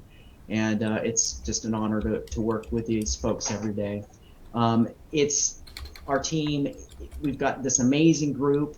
Amanda Austin is our animal curator. She's the one that leads the charge when it comes to animal care, and all the zookeepers and the keepers' aides. We've got Christine Knoll, who is our education curator. She's also a supervisor for a lot of different sections. We got Kathleen, that's leading the charge in the front gate, holding it together. Ruth Mock, who's doing an outstanding job with our conservation effort.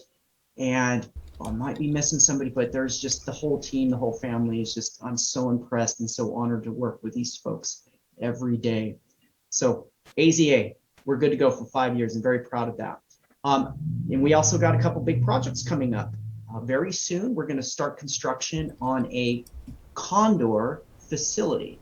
This is going to be a treatment facility, a holding area. Very soon this spring, condor are going to be released into our region through help with the Eureka tribe. They're going to be leading that charge, and we are going to help them with this facility. They provided a very generous grant for us to get this facility going. But as condor fly our skies again, there's going to be a need on occasion to have treatment for them if they get lead poisoning. And this is something that's very common for released condors. So we are ready to go. We have the expertise and our staff is excited to help. We're also getting ready to break ground on a brand new native carnivores exhibit, and this is going to feature heavily bear and coyote in the future. And this is another exciting thing. This is going to be a state-of-the-art facility. We hope to break ground before the end of the year, and after that it's going to take us about 8-9 months to complete. So perhaps by the end of 2022 we're going to have a brand new exhibit open. I'm very excited about that.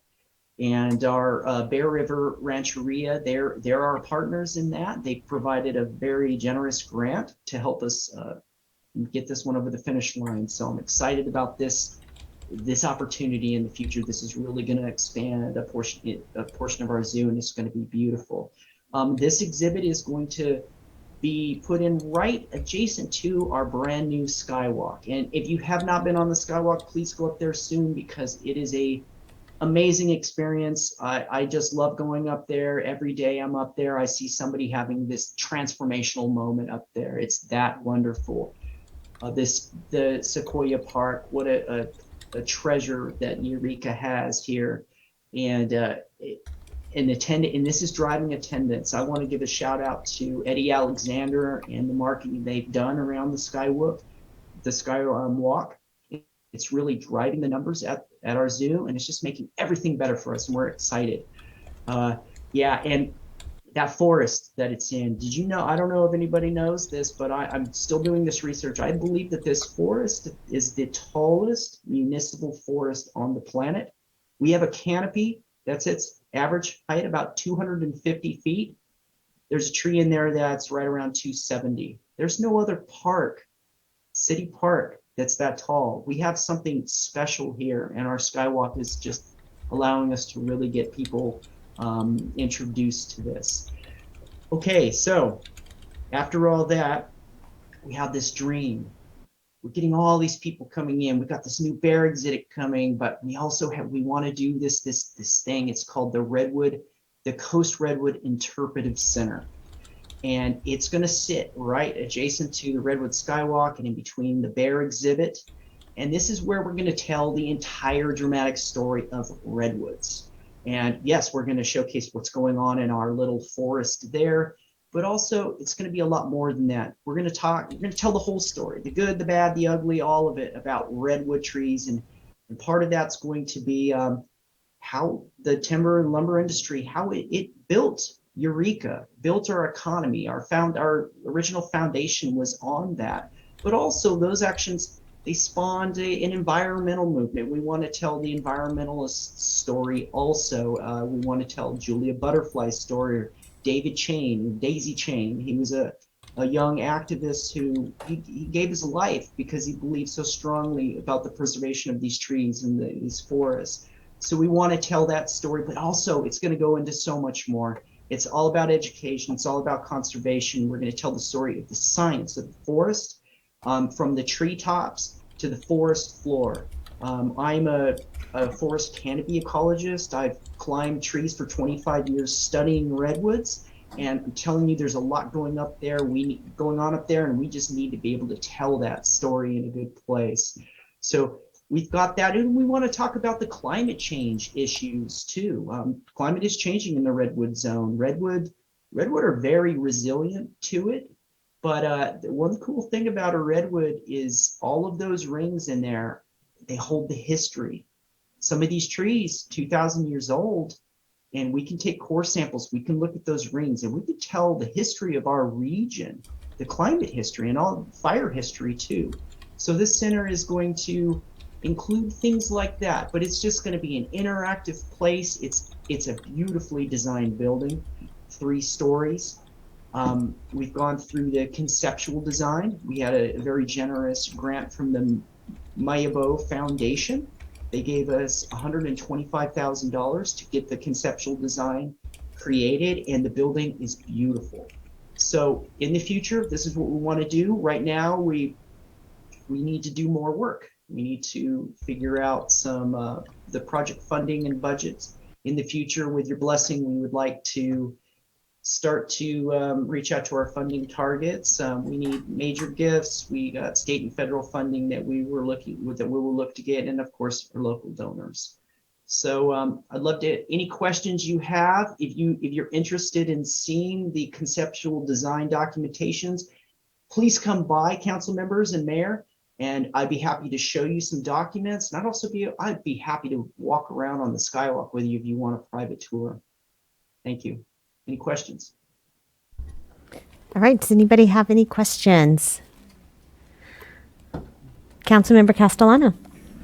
Hi there. Just a quick question. I think it is part of the intention, but it just wasn't mentioned in our agenda pack. But will the and thanks and welcome. It's nice to meet you here in this role. Will the Interpretive Center also include Native and Indigenous perspectives as part of that, telling the story of the redwoods? It certainly will, and so will the bear exhibit. There's some really cool features to our bear and coyote, our native predators exhibit. There's some cool features in there too that will share that, and some interpretive elements. But of course. Councilmember Arroyo. Thank you for sharing some of the highlights with us. And I was looking at the master plan, and I don't remember this interpretive center being part of the master plan. Was it? But I see it's on there. I may have just missed it because there was so much focus on the skywalk and then the native predators exhibit. So was that something, just to clarify, was that something that was added more recently, or was that always kind of in the vision? Just help me remember. Well, the original master plan may not have included this idea. I believe this idea has been around for several years now. The master plan documents that I have do include it. So I'm looking at on my office story here, where the footprint of where it's at. So I don't know if the original master plan had it mentioned, but I know that now it is in our current master plan. It's my understanding. So I could help with that one.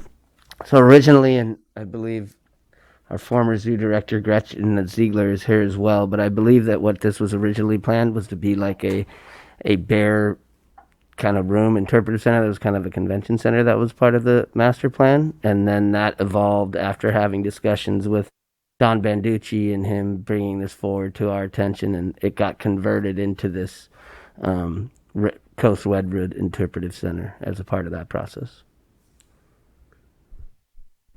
Awesome. I love it. It seems very appropriate for the site. In fact, I just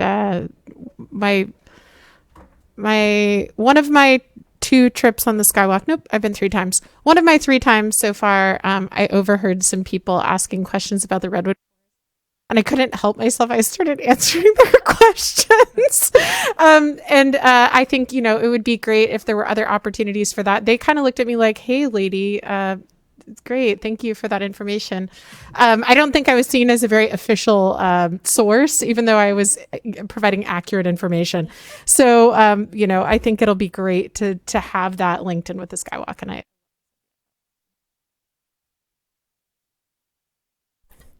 All right. Any other questions? If not, I will invite public comment at this time. Does anybody want to come up and speak about this? I see folks from the Zoo Foundation.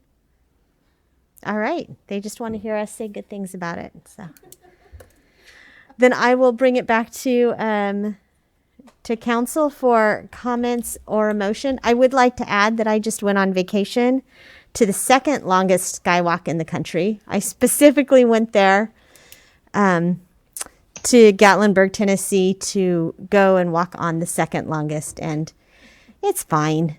It's okay. I did see a proposal on there, though, and I wondered how many people are going to get proposed to on our skywalk. If you're thinking about proposing, it was very romantic. So, anybody else have comments about this? Councilmember Castellano? Just real quickly, in our suggested action, there's a provide direction to community services staff. Is there any specific direction that you're looking for, or is it more just go forth? Okay, Go perfect. forth, please. Yeah. Great. So, with that, then, I will make a motion. I don't think do we we need a need formal motion, or just sort of? Okay, then go forth. Did I hear you say you had comment? I just wanted to say, where did he go? There he is. I really appreciate your energy and enthusiasm, Jim. You're going to be a great asset to the zoo. Thank you so much. And I look forward to this happening as well. It's going to be an amazing, our zoo already, as many of you know, I love our zoo. I've been going to our zoo since I was a little tiny kid. And just the changes that are happening over time, they're just phenomenal. And what a gift to our community. So thank you all out there and over there. And Jim, I look forward to getting to know you better. You're a lot of fun. Well, thank you for that compliment. I appreciate it. Councilmember Arroyo? And I also wanted to thank, since Gretchen is here, I just wanted to thank you from the bottom of my heart for taking the zoo through so much of this planning and envisioning something really, really cool and different and fun for our little zoo. Our pocket-sized zoo. What is that? What we call it now? Fun-sized zoo. So thank you for all of the time that you spent doing that work that is now really like getting so much community attention. And I think what probably doesn't get as much attention is all the planning that had to happen. And the same with all of the board members who are here. So Thank you for doing the less dazzling but just as important work to get us to this point. And as a reminder that 15 years of planning, so that people understand that it wasn't just a few years. I also would like to say Don Banducci is here, and this really was, I think when I first became mayor, he stopped by and said, I have this vision, and we have to make it happen. He was determined to make it happen. So I am glad to see we are on the way. And I have faith that this is the foundation that's going to make it happen, because they are a good group of fundraising folks. So, all right. And welcome, Jim. Thank you. I would like to say something, if you don't mind. Sure. I'd also like to say something about Gretchen Ziegler. Gretchen has been an amazing friend, an amazing mentor to me. I just appreciate everything that she's done for me, the help that she's given me. She's always available if I need help. This is a big transition for me into this job, and she was some pretty big shoes to fill. So she's left a legacy of excellence here. I truly believe that the zoo is what it is today because of her hard work, her vision. She's just her tireless efforts. So it's a great opportunity. I'm so happy to be in this role, but I just want Gretchen to know how much I appreciate it. And also Donna. Donna is amazing. She's one of the hardest working community services directors that I don't know any others, but you were the hardest one I know. So it's just, I'm so happy in my new position and this opportunity to work with such an amazing group of professionals. I'm just, every day I've got big smiles. So thank you for this opportunity. Excellent. Thank you so much. And we will go ahead and move on to the item that we skipped, which is the draft independent police auditor request for proposals, and that will be City Manager Slattery. Thank you, Mayor, and good evening, Mayor and Council. This item was discussed when we were discussing the what we ended up calling the Community Accountability Board, and this was a component of an upcoming draft for a new ordinance. Oh, that's for city managers, but we'll get to that. And so this was a part of that. The council directed staff to bring back a draft RFP for independent police auditor, which would serve as a consultant for the city manager's office and provide review of all complaints and policies and procedures, use of force actions, those type of things. Would review those. Provide input to the Community Accountability Board. I'll get used to that. And have them provide recommendations for policies, procedures, and different actions related to complaints.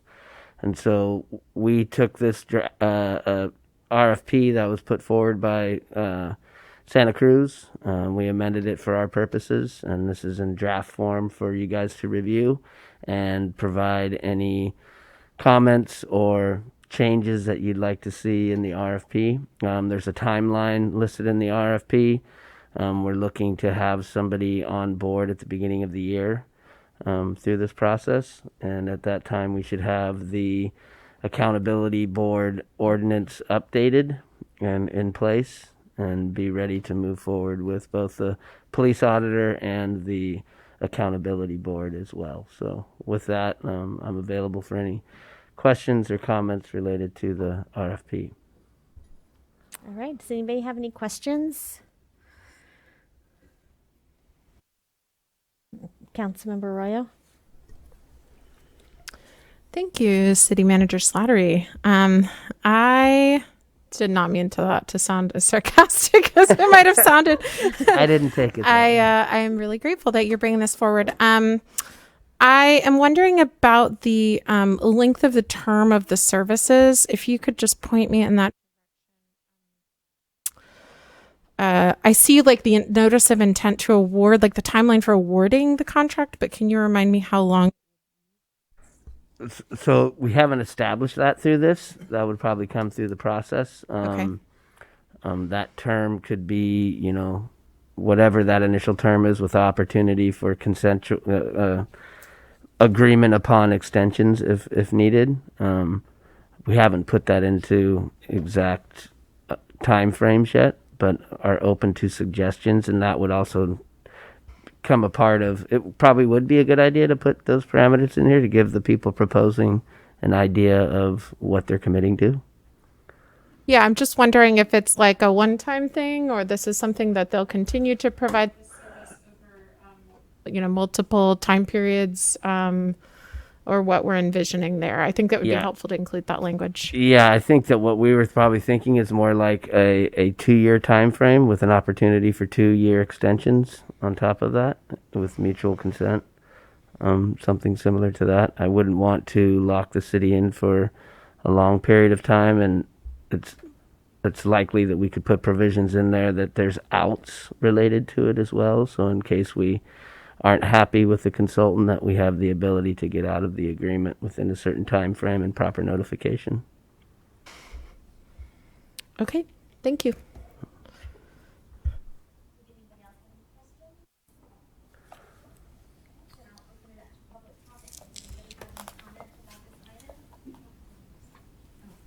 Sorry. Nobody else has questions. We confirmed that up here. I said it out loud. And so now I'm opening it up to public comment. Does anybody have public comment on it? Seeing none, I will bring it back to council for comments and a motion or direction. Councilmember Burgell and then Castellano. Well, I appreciate all the work that went into this, and I say go forth. Go forth. Well, a couple things. One, just in terms of, there's already a provision in there that about relinquishing services at the discretion of the city if needed. But the one thing I was curious to add in, or to maybe slightly change the language on, is let's see, on our page 5 of the RFP, at the top, there's the IPA may be requested to present reports to the city manager and council, and I just think that they will present reports to the city manager and council. There is a provision in there that they have to give reports. It's just not in a formal presentation. But if you want to council, we can do that. I'm interested in that. So maybe, I don't know if other council feels differently. Maybe say so. But okay.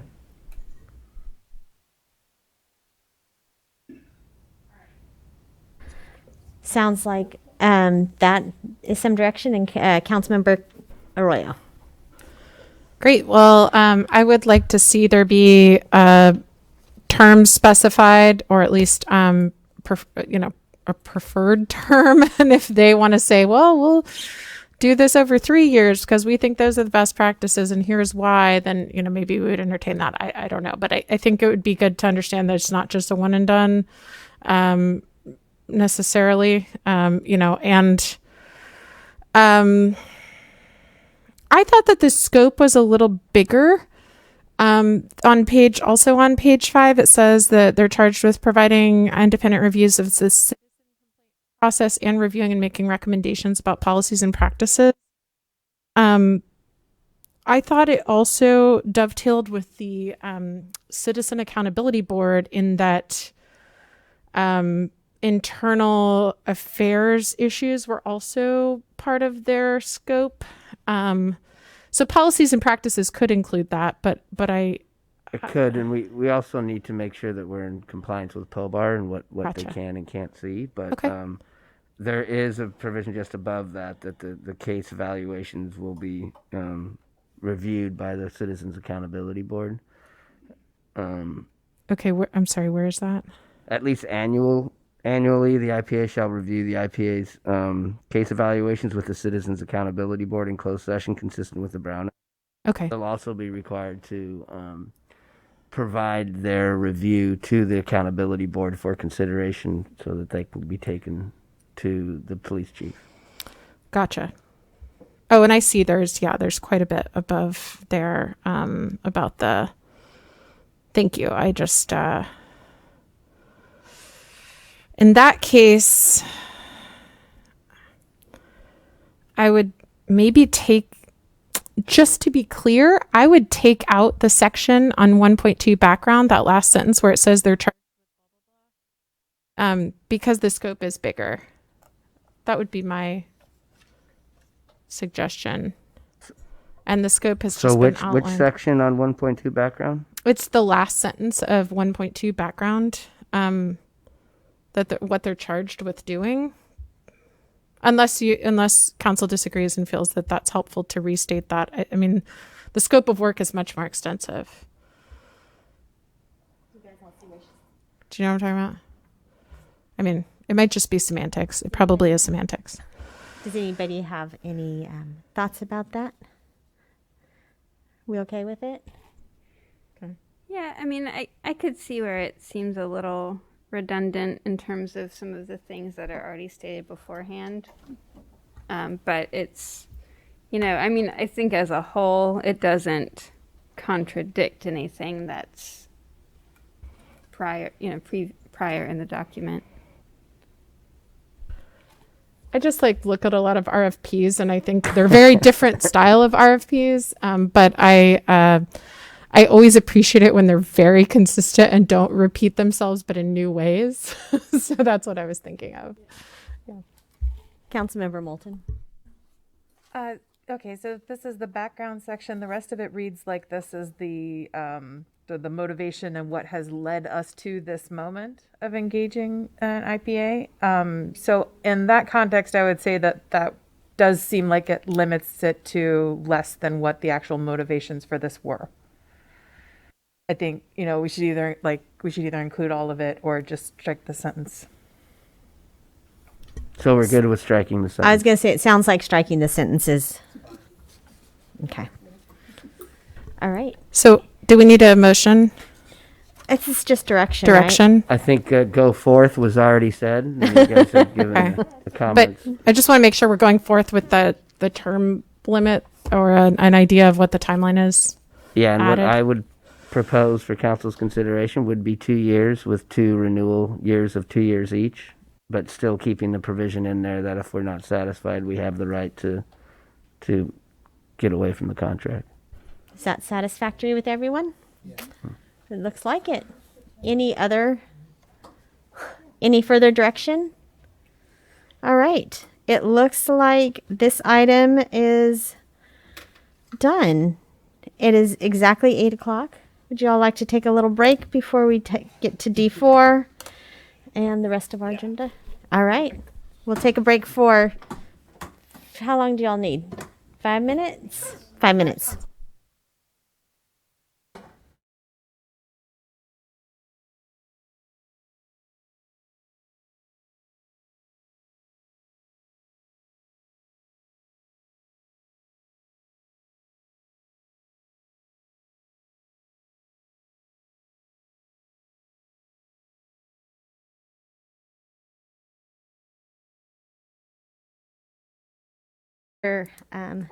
You say you are on. Good evening, Mayor and Council. We're going to go from the heights of the Redwoods to talking about vacant buildings in Eureka. This came to me through direction through the city manager and the public works director because I helped run the code enforcement unit, was the city's code enforcement manager for a long time. We're going to keep it real general because I wasn't sure exactly what the focus is. Vacant buildings is kind of a broad topic. There's residential, there's commercial, there's a lot of different kind of tools and things you can do. So I'm going to keep this very 30,000 feet and we'll go through it, and any questions you have, we'll try to answer. There you go. So just as an overview, we'll go through what kind of my conceptualization of your understanding of the problem is, some of the tools that we have currently in our code, and some potential solutions from vacant property registration ordinances that some of you may have heard about, all the way down to window dressings and receiverships, which are kind of the nuclear option, and then even some of the more sort of long-range planning aspects of special tax districts and things like that.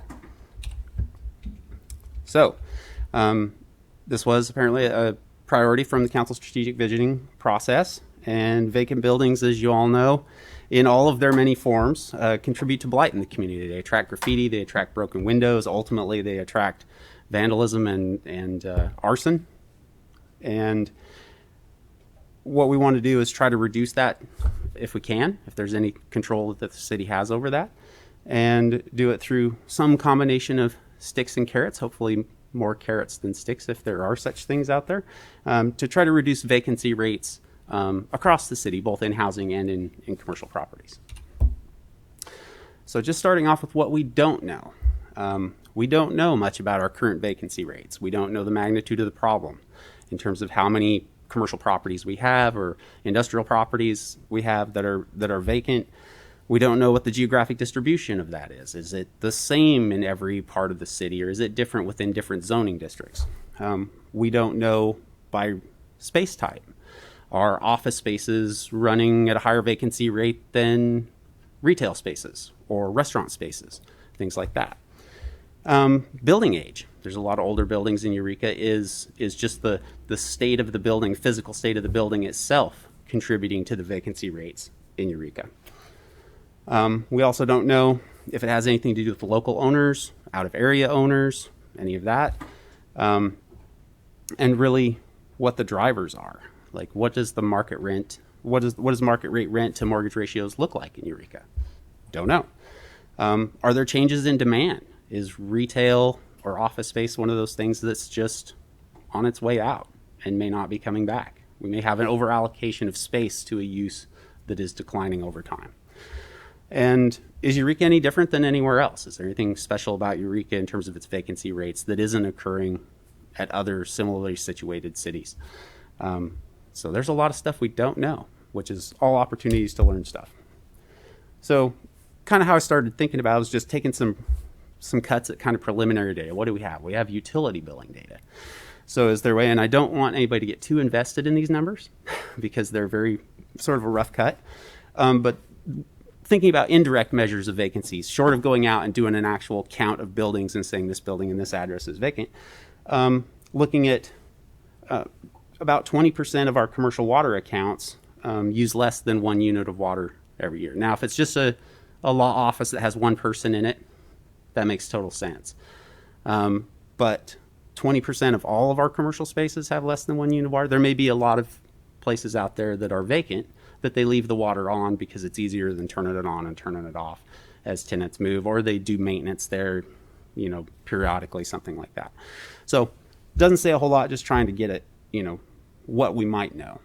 The other thing I looked at was commercial water turn-ons versus turn-offs. So the number of new accounts that are initiated versus the number of accounts that are terminated in any given period. As you can see from the stats over there on the right, we've always been, sometimes 10 to 1, sometimes 20 to 1. In the 2000s must have been a heyday in Eureka. But always fairly high until you get down to about 2015, at which point it drops down to about stasis. For every account we turn on, we're turning one off. In 2020 and in 2017, we were actually losing accounts. So we're shutting off more accounts than we were turning on. And those are all just commercial accounts, not industrial, not residential, just commercial. So trying to get at what the magnitude or nature of the problem could be. We do have some ordinances and, separating just vacant commercial spaces and that may not be a horrible blight from the houses and some of the spaces that we know are a very significant blight, that are boarded up, they're graffitied, they're, accumulating garbage, that kind of thing. The vacant and boarded building ordinance thus far has been very much targeted towards those blighted buildings. And it's really a complaint-based system. When a building becomes a problem, or when it has the potential to become a problem and they do spiral out of control pretty quick, we've used the vacant boarded building ordinance. Applies to both commercial and residential properties that have been vacant for more than 90 days, have at least 30% of their window surface covered by plywood, so they got broken out windows, and are not actively listed for sale. So you can get around it by listing your property for sale. You may have no intention of selling it, but there's a loophole. And it is a quarterly monitoring fee of $200. So we have, a fair number of buildings that fall into that category. A lot of them are residential that have been boarded up that are just owners gone, you can't find them, that sort of thing. As far as how effective it is, like I said, it's mostly used for boarded up abandoned residential properties. Very limited use in commercial areas. Sometimes we do abatements, like with the Royal Motel, then it becomes a vacant and boarded property if it sits continually after that point. But we currently only have 12 open cases in the city, and only one of those is commercial. It was a pretty hard sell with commercial owners that are having a hard time renting their property already, and typically used when a property becomes a source of complaint. So it's not really a proactive thing. We don't go out there looking for vacant properties to pin the vacant and boarded on. So one thing we don't have, but some communities do, and you may have heard about this, is because there's quite a bit in the media out there, is vacant property registration ordinances. So there's over 500 municipalities that have one. Several different models. Some of them, it's about vacancy. Some of them, it's about abandonment. Some of them, it's really focused on foreclosures and bank-owned properties. A lot of residential neighborhoods are focused on those foreclosed bank-owned properties. And some of them kind of mix and match depending on what the focus of the community is and what the problem is considered to be. There's usually an annual fee for the administration of the program. There's a variety of triggers and requirements and exemptions, and they vary widely from community to community. The degree to which you construct those triggers or provide exemptions to certain things will pull properties in or push properties out of the system, at whim, kind of. Really, fines are the primary motivator. Register for our vacant property registration ordinance, or else. Code enforcement is always about the or else at the end of the day. There is a significant administrative burden to that, and a lot of communities are deciding to outsource some of this and let private firms sort of take over the administration and enforcement of their vacant property registration ordinances. I think some of the companies that do that are instrumental in getting these things passed, and then they're right there to help you out for a hefty annual fee. And from the business community and from the real estate community, they can be seen as punitive. If you're having a hard time renting a property already, maybe you're behind on the mortgage, maybe you're not able to do a seismic retrofit that costs millions of dollars to bring the building up to spec. And then you're going to pay an additional fee to have your property sit vacant. It can be seen as a punitive thing by the owners. San Francisco does have one. There is an exemption for spaces that are listed for rent or sale. It is $750 a year, which is quite high based on the other ones I looked at. The owner must hire a professional inspector, so city staff does not go out and do those inspections of, is it still vacant? What condition is it in? Is it becoming a blight? Penalty for noncompliance is 4 times the registration fee, so pretty hefty. Chula Vista also has one, which is residential only, doesn't apply to commercial or industrial properties. Only applies to properties in default, so it's one of those bank-owned foreclosure-focused ordinances. Annual fee of $70, no inspection requirement, and it's the responsibility of city staff to go out and keep track of all of those vacant properties. So those are kind of 2 extremes of how you can kind of mix and match depending on the problem. There's also the idea of fining foreclosed properties. So this would only apply to actual foreclosures, which are most often residential properties. A recent Senate Bill 1079 increased from $1,000 a day to $2,000 a day, and then $5,000 a day after 30 days. Those are pretty hefty. We have done the $1,000 a day on foreclosed bank properties. What I can tell you is that it's pretty effective at generating revenue, but it's not very effective at fixing blight. The big banks just don't care, or they either don't care, or there's so many. The right hand never knows what the left hand's doing, and by the time the two hands figure it out, the property already sold somewhere else anyway. With local banks, it has been effective, and I know we've walked checks over to the city manager's office for $125,000 before from Bank of America for this exact thing. So, but again, it has to be a foreclosed property. It doesn't affect anything else.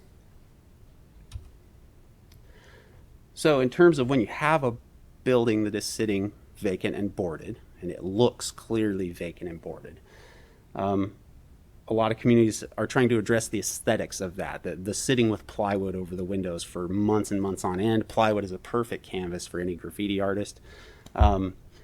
There is something called clearboarding, which rather than using plywood uses ballistic polycarbonate and internal ledgers. I'll show you a picture of how it works. It looks like glass, so that things don't look vacant. So also so that police and code enforcement officials can see into the building. It's secure. It's pretty much indestructible. It is quite expensive. It's about 5 to 7 times as much as doing it with plywood, although I think that's an old statistic because plywood's pretty expensive. So it could be a solution for broken windows that maybe can't get glass. I know there's a lot of broken windows in Eureka right now, and I wonder if a lot of that is people just not being able to get replacement glazing for those windows. I did hear a few things. I couldn't track down a lot of information on, but it appears that there may be some communities that actually the city buys the material and then they rent it out to people. So, but then you have places to store it. Does it come back in the condition it went out in? All that sort of stuff. But there's videos online of firemen, with a Pulaski swinging at this stuff for 10 minutes and they can't put a ding in it. But they can cut through it with a chainsaw. So this is kind of how it works. And it's a proprietary product. It's basically ballistic, bulletproof glass.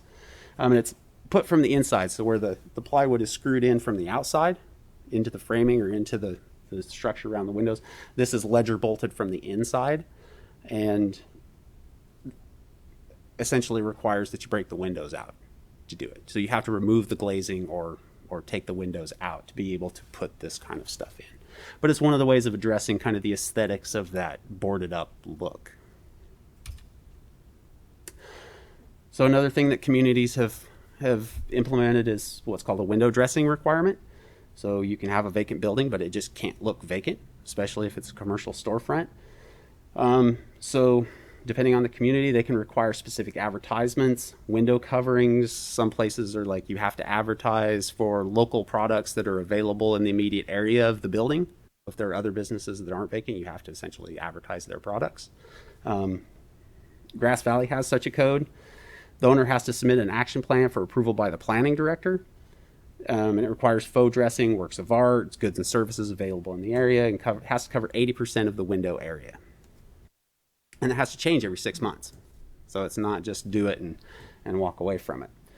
So it seems like there's been some success with that. Some of the things that I would think about would be how much administrative time do we want to put into tracking whether they've done it, whether it's expired in 6 months, whether it was acceptable. Was it 80% of the was it, was what they decided. People could come up with all kinds of creative stuff to put in the window. They may even put stuff in the window that you find objectionable in some way, but they might meet the requirement. People are pretty creative about getting around the rules. And there are fines for non-compliance. Again, at the end of the day, there's always the stick. The development or the retail community hasn't been super receptive to those things in just the reading that I've done. There's kind of a before and after look at the kind of stuff. So you go from just the sign for rent or for sale to some sort of art in the window. Another possible avenue is actual vacancy fines. This was something that was stripped out of Senate Bill 1079 after introduction in 2020. That was the housing bill that went through. It was purely for residential, and it allowed local governments to levy charges on corporate-owned homes that were left unoccupied for more than 90 days. There's a perception that, hedge funds, large corporate interests are buying up housing as an investment and have no interest in actually renting it out or being a property, that is used for housing as part of the housing crunch. So that was put into the bill. It was stripped out. It's not currently in law. Didn't really apply to commercial properties anyway, but it could. And it's not something that's sort of currently on the table, but if you're looking at working sort of legislative back channels to make it happen, that's an idea that has been floated out there and made it quite a ways down the road. Receiverships. These are the nuclear option for us. We have done receiverships. These are really heavily tilted toward blighted, severely blighted, dangerous properties. Ones that are clearly abandoned, neglected, burned out, in danger of falling down, that sort of stuff.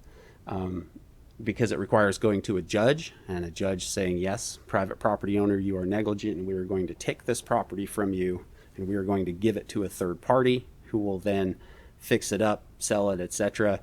You'll get whatever's left over after the city and the receiver and everybody else gets recompense. We've had a little bit of a mixed history with local judges.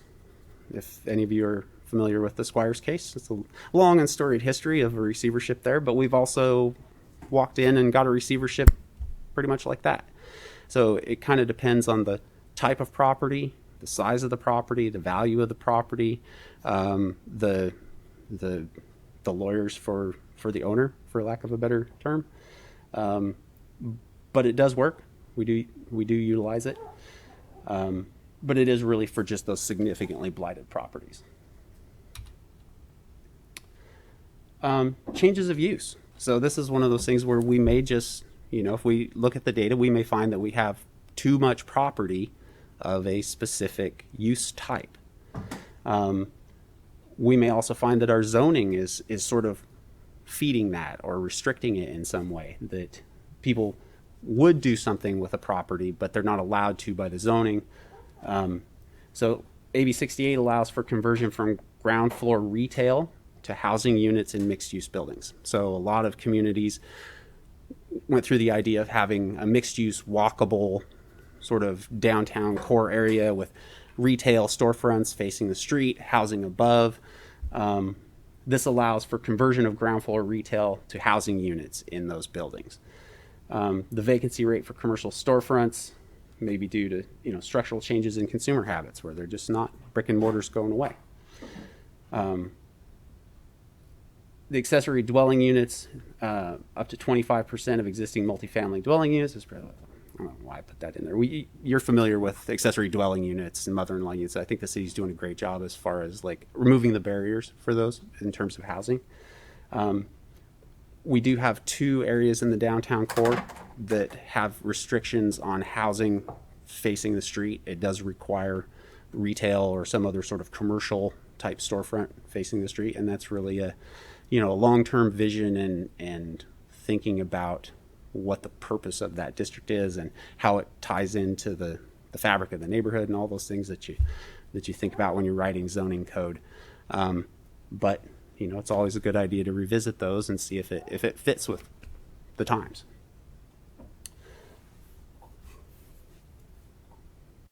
And we do allow conversion currently, if I understand. I've tried to confirm this with planning for a couple of days and haven't been able to get anybody, but I believe you can do housing on the ground floor, street facing in those areas, but you have to meet a density requirement of something like 66 units per acre. So if you build a whole building full of housing, you can put housing on the street at the bottom. But if not, then you have to do retail or some other sort of commercial space.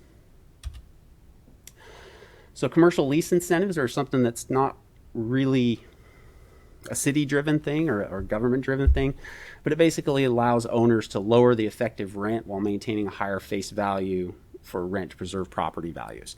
So it's really a contractual thing between the tenant and the owner, but it is, it's one of those things that if we had it as a toolbox of things, you could at least make sure that people are aware of things like that. Land banking. So we're getting into the bigger, more expensive types of things.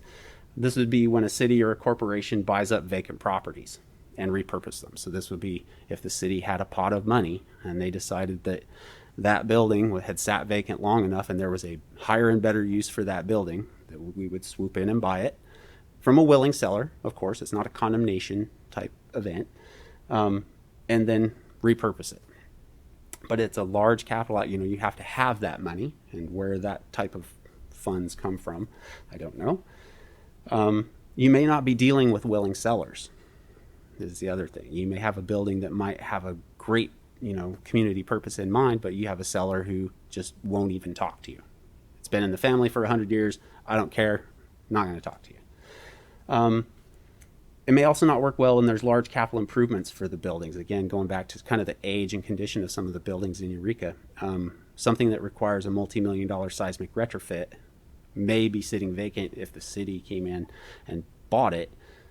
It may not be sort of fiscally responsible to do that unless it really fits some sort of long-range vision it was going to recoup that money.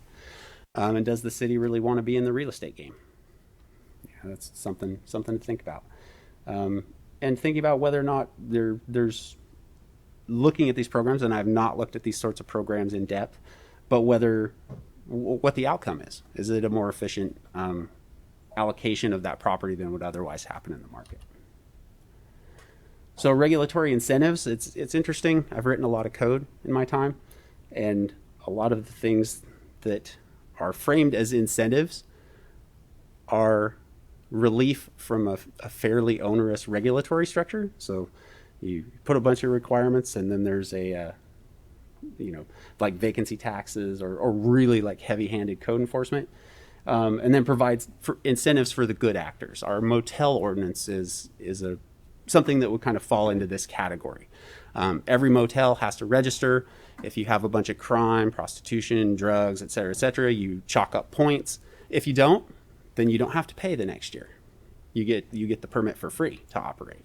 If you do, then you pay based on the number of calls for service that you have. When it was up and running, it worked really well, but it's tripped a little bit along the way because it does require a lot of tracking. In that instance, it requires a lot of tracking by police officers on the street as well, specific disposition of all of those things. So a system like that has a lot of administrative overhead to it. And permit streamlining. I often talk about permit streamlining. That's something that for ADUs I think has worked pretty well. We've taken down a lot of the administrative hurdles there. Redevelopment and tax increment financing. So this is getting into the broader, like long-term economic development stuff. Government financing or tax incentivized programs, depending on local and state laws. This is really urban renewal that was done away with in 2012 because kind of what you do. There have been some attempts to reinstate urban renewal since 2012, which have all failed, by the way, but they get varying degrees of traction each time. This is kind of how the tax increment financing thing works. Basically, you freeze the taxes in a geographic area at a certain level. The city or some other entity puts a bunch of money into infrastructure and then uses the increase, gets the increase in property values that happen because the infrastructure was provided now to fund the infrastructure back. Does that make sort of sense? There's a couple different ways you can do it. But the idea is that the taxes are frozen. You put in a bunch of improvements, the value of the property goes up, so the property tax value goes up, and the community takes that cream of the taxes off the top until it's repaid. So it's a way to finance investment in a specific geographic area. There are still opportunities for these tax increment financing districts. They're very complicated, far beyond the scope of my experience. That's the kind of thing where if you were interested in exploring that at all, I'd recommend that we talk to an expert, bring in somebody who does this. They're large legal, tax type entities, but there's actually more opportunities out there than I thought. I thought urban renewal was just kind of dead in California, but there are still some things out there. Some of them are burdened by the 2/3 vote formation because they are kind of a tax type issue. Some of them are not, but then they may be specific to housing or other types of things. So there are some of those types of things out there. So the next steps really would just be for the council to kind of mull that over and discuss. I have been invited to go talk to the Economic Development Commission and maybe see what their thoughts are about all of this. To discuss the problem with interest groups, I mean, it would probably be a good idea to talk to the owners of these properties and see why they don't rent them or what some of their concerns might be. To talk to the realtors who make money off of renting properties of why these properties don't move. And are there industry trade groups or other folks that we could get some information from that might know what's going on? What about a survey of owners? Like just putting out a survey to commercial property owners in the city to try to get some information of why it is the way it is. And gathering data on the vacancy rates. How big a problem is it? Where is it geographically distributed? Is it specific to use or type or building age or that kind of thing? It takes a lot of staff time to do stuff like that, and it gives you only a snapshot at one point in time. And really what you want is some sort of longitudinal comparison of, is it getting better over time? Is it getting worse over time? That sort of thing. So you'd want to kind of structure it in a way that you could make sure you could do it again in the future and see if the things that you were doing were having an effect. And that's what I got. That's a lot. Councilmember Castellano. I mean, I have lots of thoughts, but I have one question, and that is about TIFs. Because the county's doing that EIFD right now, and I was just curious because I was thinking about that and thinking like, oh, could the city do something like that, for a specific project?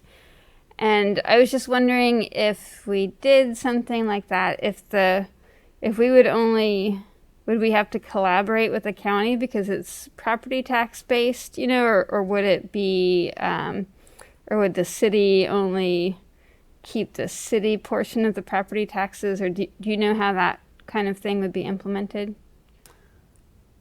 I don't. I only have experience with redevelopment in Oregon, which was a slightly different animal.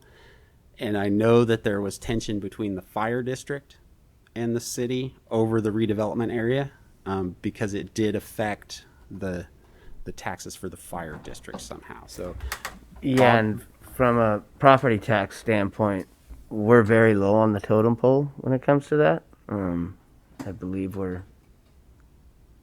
it's very minimal. The Eureka City Schools gets the vast majority of it. So, I mean, we could look into it further to see what it would look like for a municipality.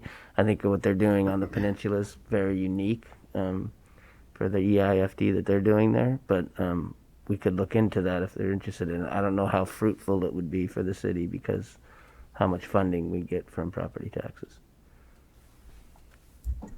Sure. I mean, it's not, I feel like it would have to be a really specific kind of project or something, I mean, like things come to mind like the Arts and Culture District, or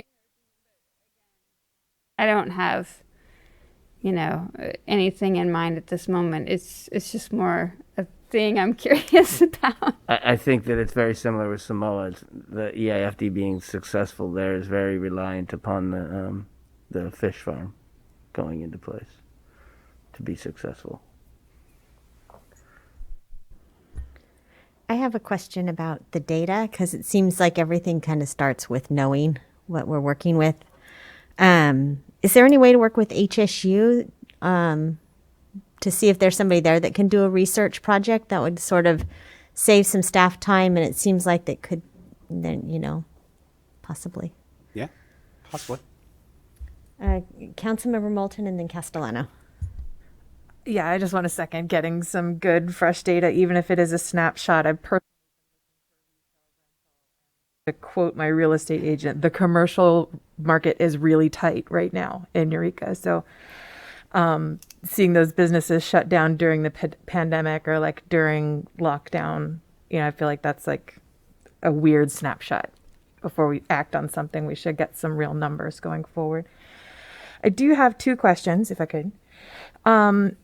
You said that the motel ordinance, EPD would track incidents and that has tapered off. Don't they track calls for service and incidents to wherever they do a call for service? They do, definitely. The motel ordinance has specific types of incidents that count as a hotel violation. I see. So, for instance, if somebody at the hotel calls because there's a transient person in the parking lot causing a problem, they're not going to get dinged for that. That shouldn't count against them. But if there are people, if the manager's letting somebody deal drugs out of the hotel, then sure, definitely. And so it's a little bit, it's the construction of the ordinance and how sort of complicated it is and how we tried to be fair to everybody in those terms.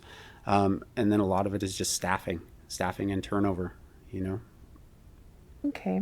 And there was also, and the chief could help me with this, but there's been an issue with the REM system and being able to get that inventory back into place. Sorry, the what system? REMS is their reporting system that EPD uses. Mm-hmm. Chief, can you? So an automation kind of thing. Just a quick process point. Could people talk a little louder? My hearing is not that great, and with the masks, I can't hear everybody.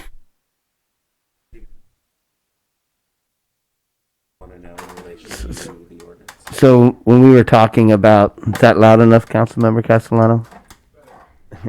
When we were talking about the hotel motel ordinance related to some of the properties that we've had issues with, we were talking about the ordinance and having the reporting system so that we can make sure that we keep track of those things. And I think there was some issue with RIMS or something that was going accurately. So we went through 2 different records management systems over several years, each with their own challenges. Actually 3. So I was running these statistics for a while under the old AS400. So we do have a disposition code in RIMS where if an officer remembers to say that it's a hotel violation or a negative hotel violation, we can run a report based on that data. The problem is those aren't always consistently used. They forget sometimes. And so the only way to truly be 100% accurate, so they'll underreport, is to go in and check calls for service and see which ones we missed. And you'll usually end up with a much higher amount of violation-related calls that way. I believe that was the main challenge that we had to deal with. So at that point, the additional staff time would be looking at calls for service, checking them against a list of hotel-specific violations. Right. So for the hotels, we have those 30-something or whatever still exist today. It's pretty easy to query. If this were, as my understanding of the presentation is, we're also talking about some other vacant buildings that go beyond just hotels. And so those could be a little more challenging.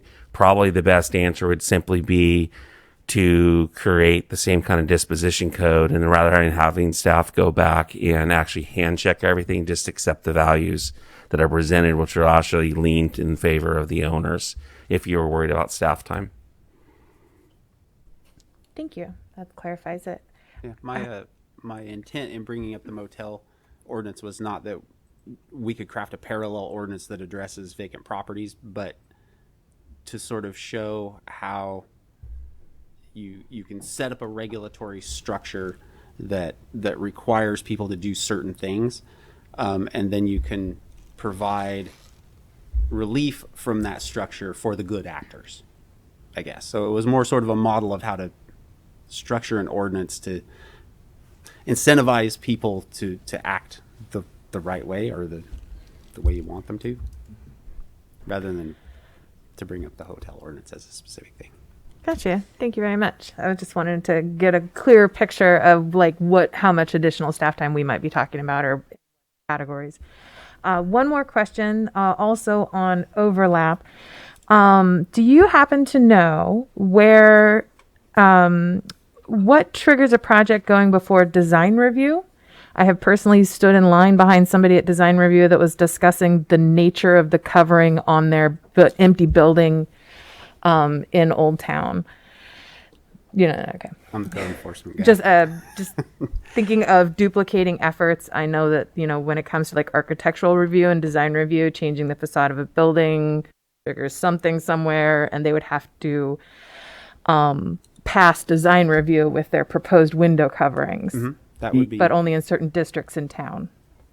Yes, I think that we can make it expand beyond those districts in town for design review, and we could even come up with a different mechanism, whether it's staff doing review, setting up criteria that needs to be met for these window coverings, and have staff do the review, so we don't have to go to design The review full every committee, time. yeah. We could Okay. set up a different review mechanism.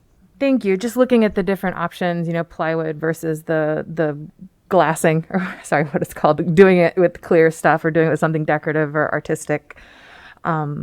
Thinking there might be options there that aren't necessarily expensive, but would still be aesthetically what we're hoping to eliminate blight. the thing I would encourage you to do if you do come up with window dressing requirements and things like that is try to be as clear and objective as you can. So terminology like, should be visually attractive, and those are all really subjective terms, and some of the ordinances I saw kind of leaned heavily on that kind of stuff. If you can, they may object to doing it less if you just tell them what you want, like here's some stuff, go put this in your window, or make it look like this, that kind of thing. Be as clear and objective as you can get. That's all. Councilmember Arroyo, but I saw Councilmember Castellano's hands were first, so. Okay. Arroyo first, then Castellano. Okay. We'll and I go wanna back make and sure I'm forth. not forgetting you guys. And then we have this side over here too, so. Yeah, we can go back and forth because I think we all have a few questions probably. I wanted to, let's see, where should I start? So I know we have this facade improvement rebate and subted program. It's like a pilot program mentioned in our economic development plan. I wondered if we have any subted requirements, and this might also be a question for the chief, when there are like elevated crime rates or a building is vacant kind of long term, like do we identify, is there any mechanism to say like, hey, we have this incentive program, but also we need you to do this lighting and safety stuff and these improvements because we keep coming back to the same location over and over again. Is there any of that yet? I can answer that. Okay. We don't have anything in place that requires that. What typically happens is we get a property owner concerned about issues that are happening to their property, and then we'll contact EPD and they'll send out their septic. And at that time, we'll let them know that we have the grant program available for septic improvements as well as facade improvements. It would be a staff issue if we wanted to put an ordinance in place where we based the need to make improvements based on calls for service type of thing. I'm not saying we can't do that, but it would take a lot of staff time. Typically when we do this, it's the property owner that's wanting the help, and we're there to help them, so they're reaching out for it, and we offer them the funding. And just so council knows, we also are going to be adding to that funding with the funding that we got from NCIDC and the Carson Block building. Yeah, and on that same note, just because it relates to like places that are problem locations, I don't necessarily want to create a structure that's really staff intensive, but I would be interested in learning from staff in various departments like code enforcement or patrol officers, like where are you seeing vacant buildings that are repeatedly a problem, so that can help inform some kind of program that we create.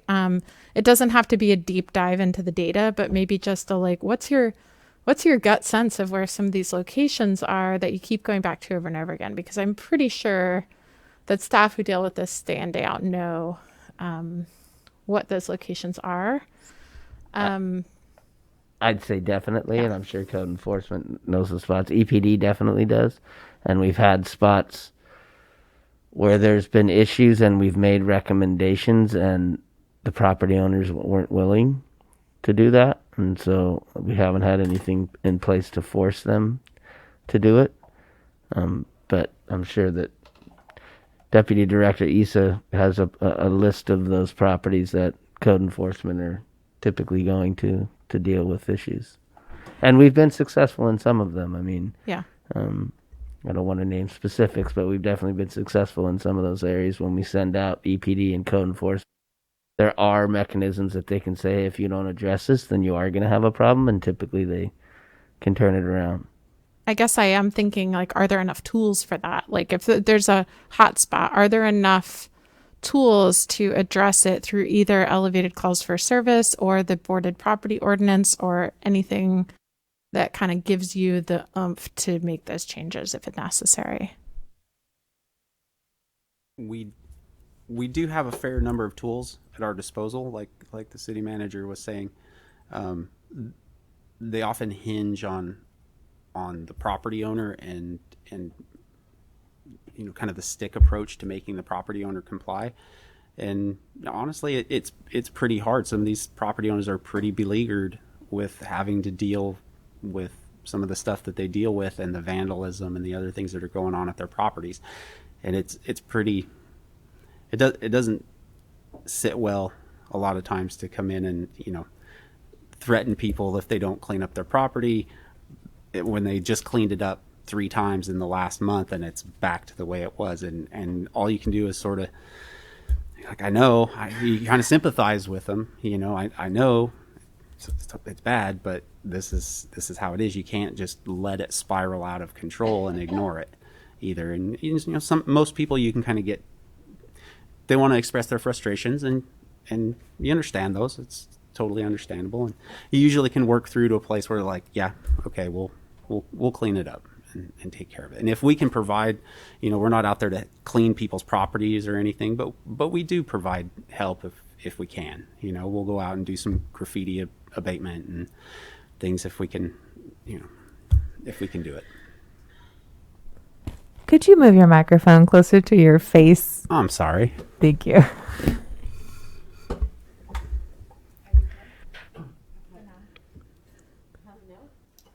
I'm done for now. Okay. I'll pass it on and think my questions through. Okay, and I've got you. Can I go over here and then I'll come back over here? Because I'm always looking at you guys and I forget to look back here. Kim, or Councilmember Burgell.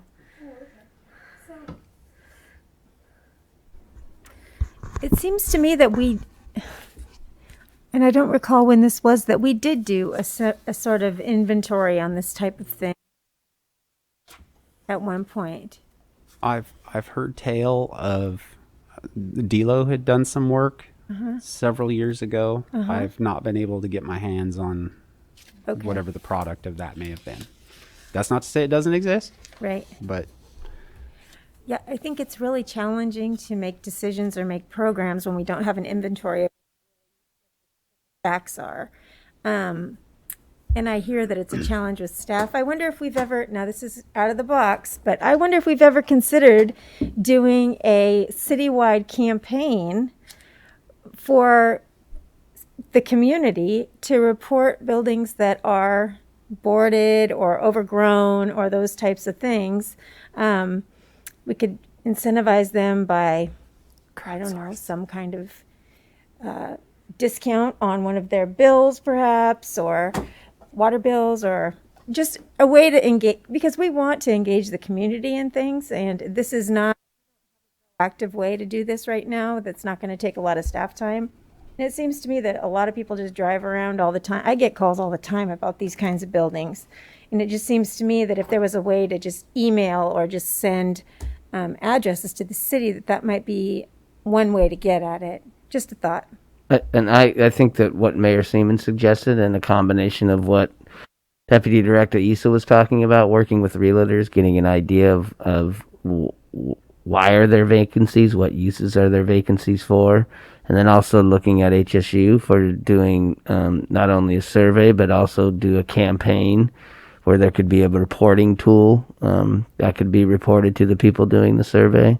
I agree. I think that in order to address this issue, we need to know what the issue is so that we can have the right mechanisms to address it. So I think the inventory of the properties and the uses and the areas and those type of things need to be figured out before we can find a good tool to address the issues.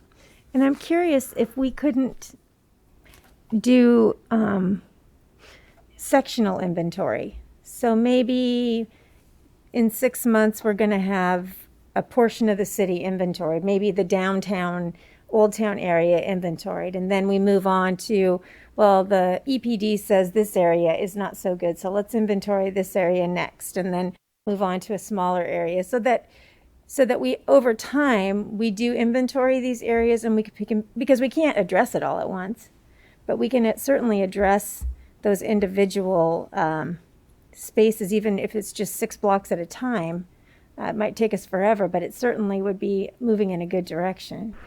Yeah, and I don't know if that's going to be a geographical section. If we look at it in uses, in terms of uses and those type of things, and we problem, and those could be over a wide area of the city, then maybe we try and address a certain zoned use of a property as opposed to a geographical area. But I think, once again, we need that information before we can decide the best way to go. And then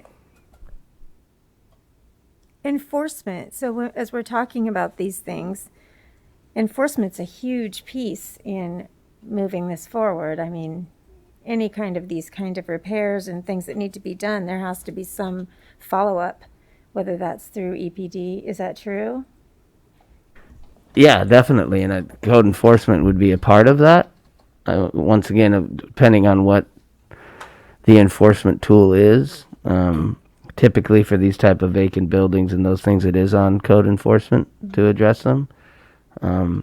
But, there is the option of farming that out, like Deputy Director Aza had pointed out, that we could farm this out to people who do this for a living, and they come in with programs, and then they would, use it as an opportunity to basically fund their existence, because we'd be finding these people, and then we'd use that funding to pay for these consultants to implement the programs. I mean, that's one of the options that he presented, that Deputy Director Aza presented.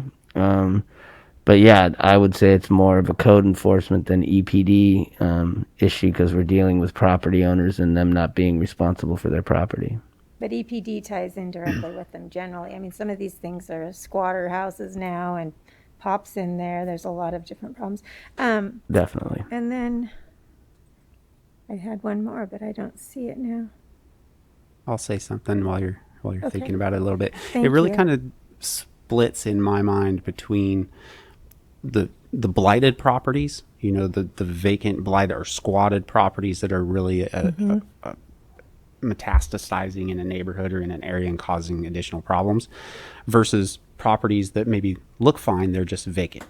And if I do feel like we have tools, and probably adequate tools, to deal with the horribly blighted vacant properties, but if the problem is a perception of inefficient allocation of rental properties, or rental properties that aren't being rented to the detriment of the neighborhood, but they're not necessarily like blighted properties, those would be different tools that we don't have and we don't deal with right now. But the blighted properties, I think we're pretty well situated with the code that we have.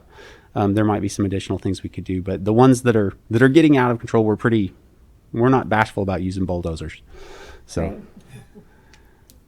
Yeah, so on that note, I was just curious, there are many business properties in downtown that they're empty, but they don't have any look to them. And I've been told that some of those properties have an extremely high rent, and that the people that are renting those properties are unwilling to lower those rents for whatever reason. Is there an opportunity in the city, maybe through funding from bank foreclosures, that type of thing, to bridge that gap for a while for the tenants, to get them started, or to just work something out with the owner so that people can move in? Does that make sense? It makes sense, but I don't know if we want to incentivize property owners that are doing that. I think. Well, I understand. I'm just saying to get them moving forward.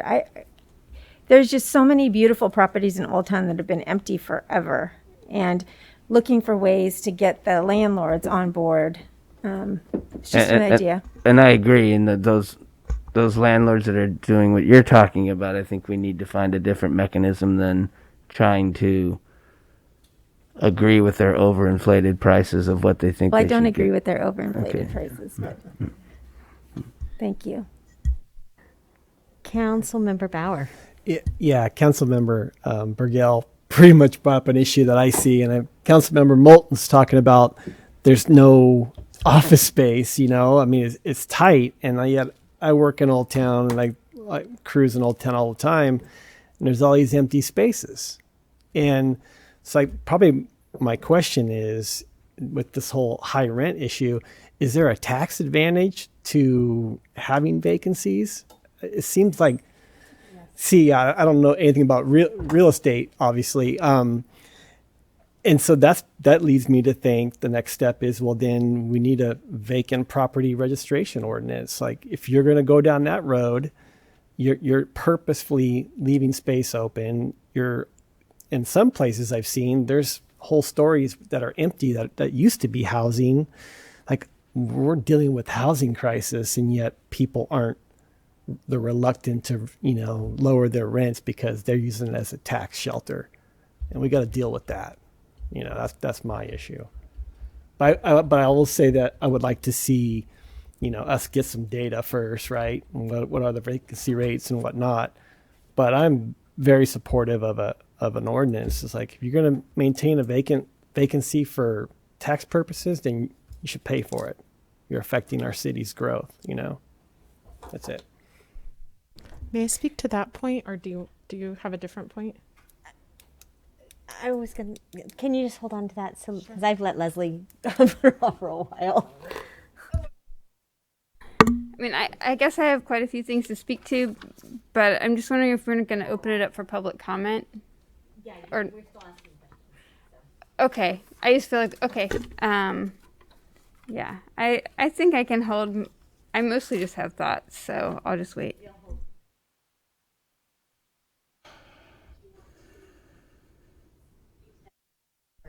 Yeah, I guess it was a question on that topic. So yes, seeing that same issue with prices for commercial rentals, and I want to designate between commercial or distinguish between commercial and residential here, because we're talking about both like this whole time. But commercial specifically, and the properties we're probably all thinking about, where we know there's a tax incentive to leave it vacant because they're writing that off as a loss every year. It's a huge tax incentive to charge these astronomical rents. And anyway, so does our vacant and boarded building ordinance, where they have to, they're exempted from that if it's either for rent or for sale, is there any language in there about needing to be within a percentage of the industry average? No, there's nothing. So it's just like if it's for rent or sale, then you're fine. Yeah, and I don't know how we would verify that it was within a percentage of the industry average for that specific space, given its, its amenities and its age and all quality and all those other sorts of things. But currently, no, there is nothing like that. Okay, thank you. That would have been my question too. Is what is market rate, and what are people asking, and how do you consider, the same with the real estate sale. You can put something up for sale and not ever expect to sell it to get out of penalties as well. So how do we address that specific issue? Yeah, you can list it on the MLS and just never show it. Seen a few. People don't call back. I think there's a way to get to that with listing a vacancy fine or whatever you want to call it, and then having certain exemptions that could not be applicable to those that are doing that. So I think there's a creative way that we could come up with an ordinance that would try to target those people that are doing that. If that would be okay with the city attorney, of course. Do we have any other questions before I put it to public comment, then we can come back and have comments? Okay. Is there anybody in the public who would like to speak on this? Is there anybody in the public left on the Zoom call? All right. Seeing none, I will. Oh, okay, LaTanya. I would like to be included in this discussion or whatever comes the outcome of this, because me, Yeah, I have a vested interest in this particular part of the conversation. Yeah, thank you.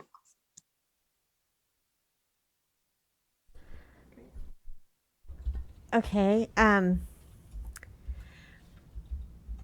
Councilmember Castellano. Thanks. So yeah, and just to reiterate what Latanya mentioned, we're in a housing crisis right now, and it's really only going to get worse. So I do think it's important to be proactive about, at the very least, understanding what, and I think there's some kind of formatting or conceptual things is like, okay, there's commercial challenges and residential challenges, and they really, I think, should primarily be treated separately in my mind, or there's sort of a different kind of area, issues around each of them. But I mean, for residential, I think it's just critical to be proactive about this, so I guess my thoughts on it are would be to to begin with, in terms of assessment, Heidi Benzanelli has already done a lot of work around that with her kind of windshield surveys that they did at Jefferson. And, she did partner, and those are specifically to kind of just address kind of a variety of issues with neighborhood improvement, but we could, it could be tailored anyway. And, that was a partnership with sociology. And I recently reached out to the director of the Geography and Spatial Analysis Department at HSU, and they're definitely interested in partnering with us on actually doing like data collection or, mapping or things like that. But I think, what Councilmember Burgell brought up is a really good idea in terms of having some way, whether it's, just a Google Doc that people can submit things, because people are constantly, I think, writing, all of us. And if we just had a thing of like, please, fill this out on a Google Doc, then there would be a way of compiling it and making sure it gets to staff and things like that, or whatever kind of doc, it doesn't have to be a Google Doc, but whatever.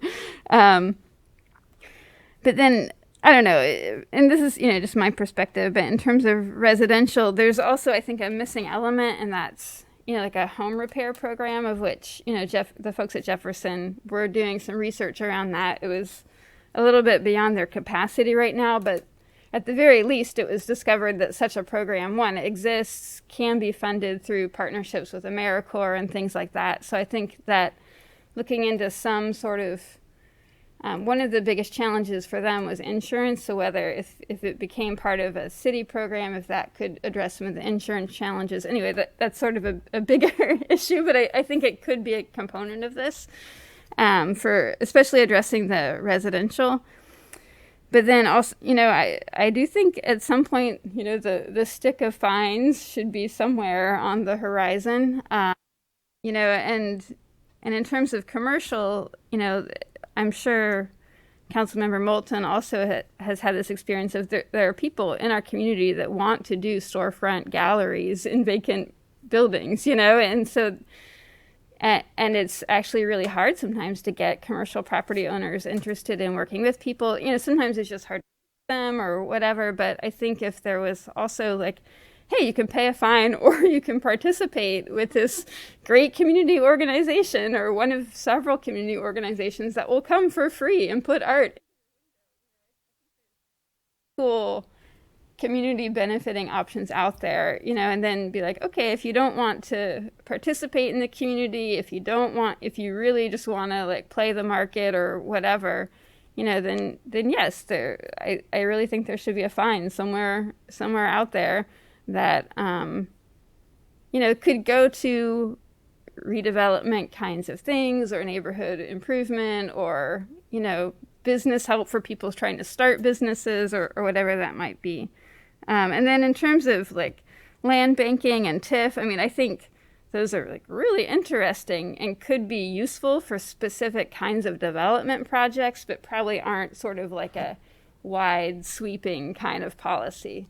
But if there's something of like, we identify through this, the waterfront research, the research we're doing around waterfront commercial district, that some sort of specific kind of issue, either like arts and culture or some sort of housing kinds of possibility, that it makes sense to do some land banking and some sort of tax structure financing. I think that could be useful as well.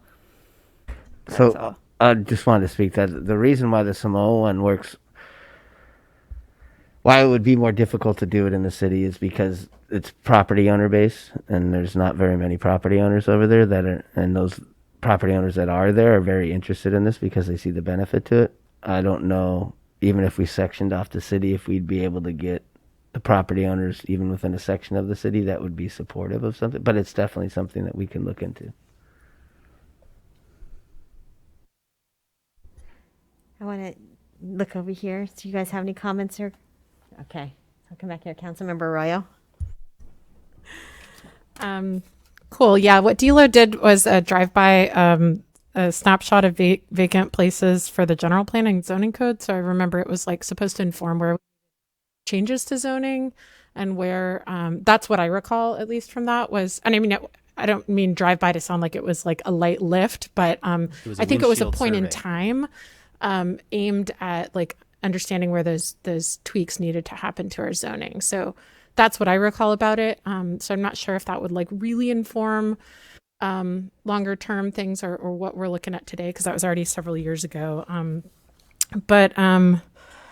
Yeah, just echoing this like office space shortage. I've heard this from multiple people that like just office space, not even retail space with some office component, which I think is what you're looking for.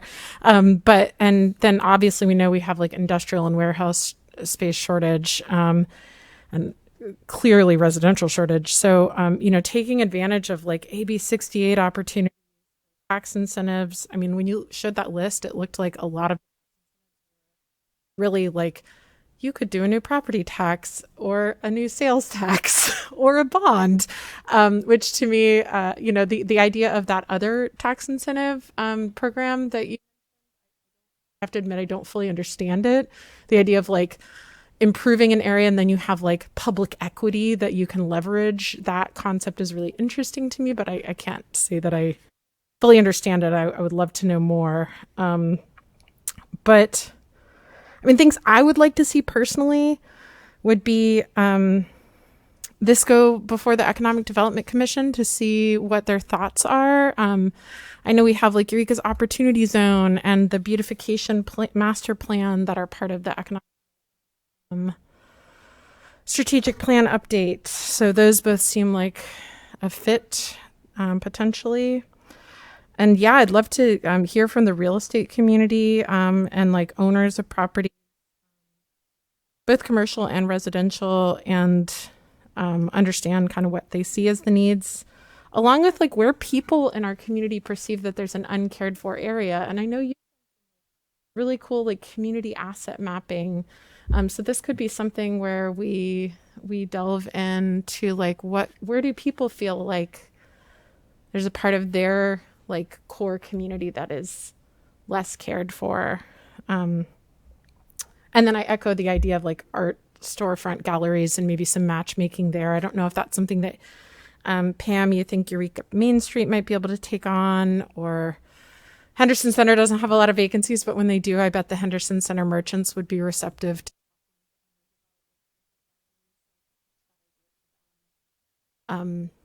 do you see like an opportunity for Eureka Main Street to do a little bit more of that like matchmaking between artists?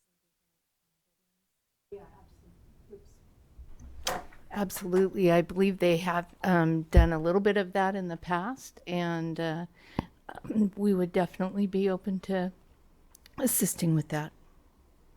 Awesome.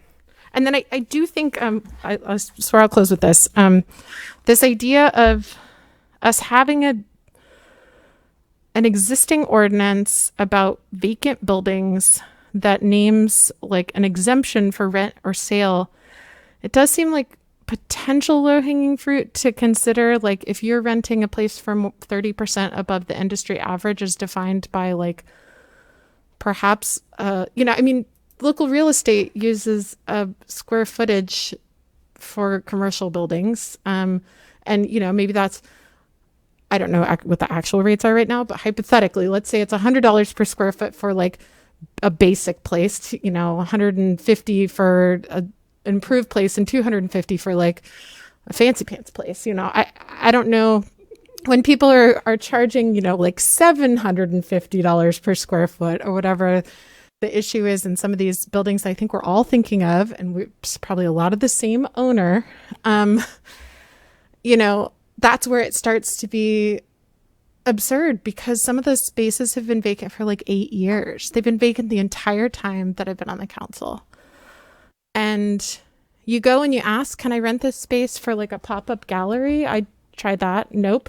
Well, only if you're willing to pay $1,700 and rent it.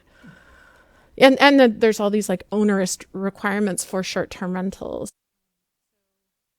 Something like that I don't think is like completely impossible to incorporate into one of our existing ordinances, and I'd love to see that come back if other people feel similarly. I realize defining the value would be hard, but I don't think it's impossible. Councilmember Moulton. Just to add to, some information around the idea of pop-up galleries, because I've organized several and tried to organize several. The drawback for building owners, they say that one is about utilities. So if you're going to show something, you have to leave the lights on, and that is an expense and a property that they don't have any income from, so they have to turn the lights on just to see the art. And the other is a concern that they have an unattended property with something valuable in the window, and that would be an incentive for people to break in when they otherwise wouldn't. I'm not saying these are like great arguments. I'm just throwing that out there because I've had property owners telling me this for a while. Any other thoughts about this? I do think it's very frustrating that when we talk about this and we say we kind of know which, everybody in Old Town wants every building to be rented. So if you have a business in Old Town and property, you want your next door neighbor to rent their property too. I mean, it is a disadvantage to the majority of businesses who are doing business there to have people who don't play, that they're not playing with everybody else. And so I know this is really a frustrating discussion for business owners because they're like, we have to do so much. And it makes me frustrated that there are a few bad apples that are so persistently bad apples that we have to have discussions like this. It's just real frustrating. Did somebody raise their hand over here? Unless Council. But I can wait. Okay. Okay. Yeah, and that's why I think, it should be hopefully fairly user friendly, so that the people who are doing a good job aren't like, gosh, one more thing we have to do, in the midst of all the other things we're trying to do. But and there are ways of, doing, like for example, some of the things that were implemented, with the property owners who were willing, or like the window poems and paintings, and those don't seem like they attracted crime or didn't need lights or utilities. So there are some things that are, pretty, I think, user-friendly in terms of addressing some of those, really valid concerns.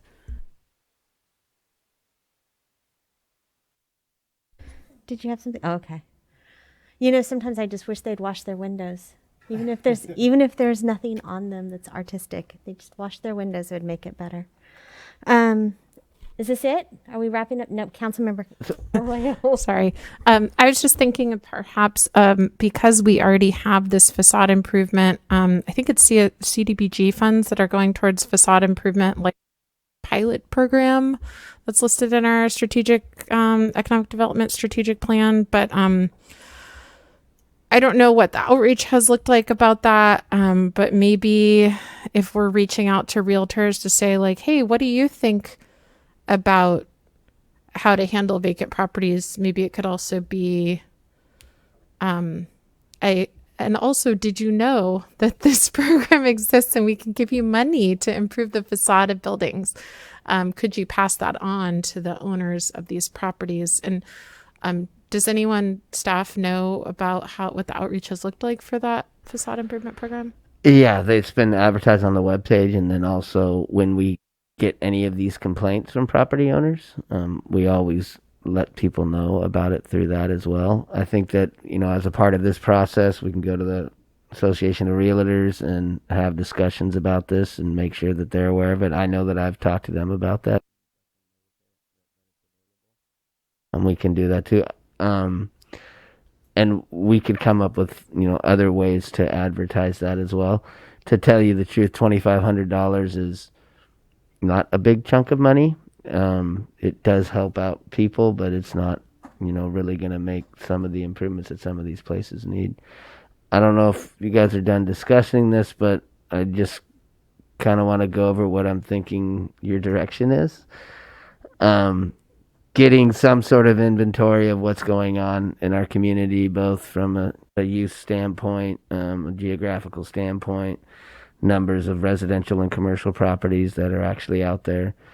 And then also, and we'll have to consult with the city attorney on this, any sort of way that we can amend the existing vacancy ordinance that we have to address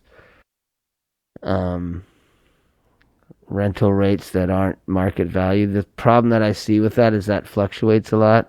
It can go anywhere from, I think commercials like $1.75, a warehouse is $1.75 a square foot for rentals, but whatever it is, it fluctuates a lot. So I think that'll be difficult to do. But we can try and look into that and see what we can do. I do think that if we are going to go with the stick part of this, a lot of these properties, as you guys have stated, as council and mayor have stated, have been there for a very long time, and we can make that stick increase for the longer that period of time that those things are going on, so that whatever those tax incentives are, they're not going to be realizing those over a long period of time. So we can bring something back like that, if that sounds good to Deputy Director Aza. Can I add to that direction? I really liked Councilmember Burgell's idea of a reporting tool too, and Councilmember Castellano. So We'd incorporate that into whatever survey that we do. I think HSU is a good place to start, and if that doesn't work, then maybe even a consultant to help us with it. Yeah. Councilmember Moulton. Listening to you say that, I feel like there needs to be some kind of pressure break in the system if the real basically if somebody's trying really hard to rent and they can't, punishing them, I would want to avoid punishing them for that if there's just nobody renting. Yeah. Does that make sense? Mm-hmm. Yeah. Mm-hmm. And I think that SB with the housing, we can look into more too. And I know Councilmember Castellano said they're different between commercial and retail, but a lot of those instances where we're talking about that is a commercial property, and I'd have to speak with planning. I don't know if the coastal zone is applicable in that assembly bill or what, because I think that's where we have a lot of those issues related to first floor. But we can look into that as well. Councilmember Arroyo. I just had a minor correction to what I said earlier. I was thinking about rebuilding costs for home and conflating that with the cost per square foot. So you were like, oh, that's a lot of money. So I just got a new home insurance quote, and that's why I put too many zeros on there. So I do understand that is not the going rate per square foot. It was building. You could build a home at that rate, a very nice home at $100. Yes. Yes. Thank you for clarifying that, though. Councilmember Bauer. I think, as you can tell, there's a lot of interest in this topic. So my hope is that we can keep this discussion going and see something, by the new year or something, some kind of, some kind of direction or measurable action that we're going to be able to take. Yeah, I think that we could have somebody on board with doing the survey by the beginning of the year, and then come back and report on what that mechanism is going to look like, and get the information out to everybody, and probably early in the year have something back about an amendment, a potential amendment to the vacancy. Mm-hmm. Those windshield surveys are pretty. The technology has made it pretty easy to do those things now. If you, it's a good intern project, because with the right staff on board, you can kind of set up some iPads, or then you can make an app on their phone that they can go and they can gather that information and include photos, and it'll GPS the points as they're walking around. And our GIS person who left recently was very good with that kind of stuff, and really kind of showed us how much you can do with very little investment of time, really, just by leveraging people's own cell phones and some of the technologies that are out there. So I think we can work with the HSU students is probably a pretty good idea for that one.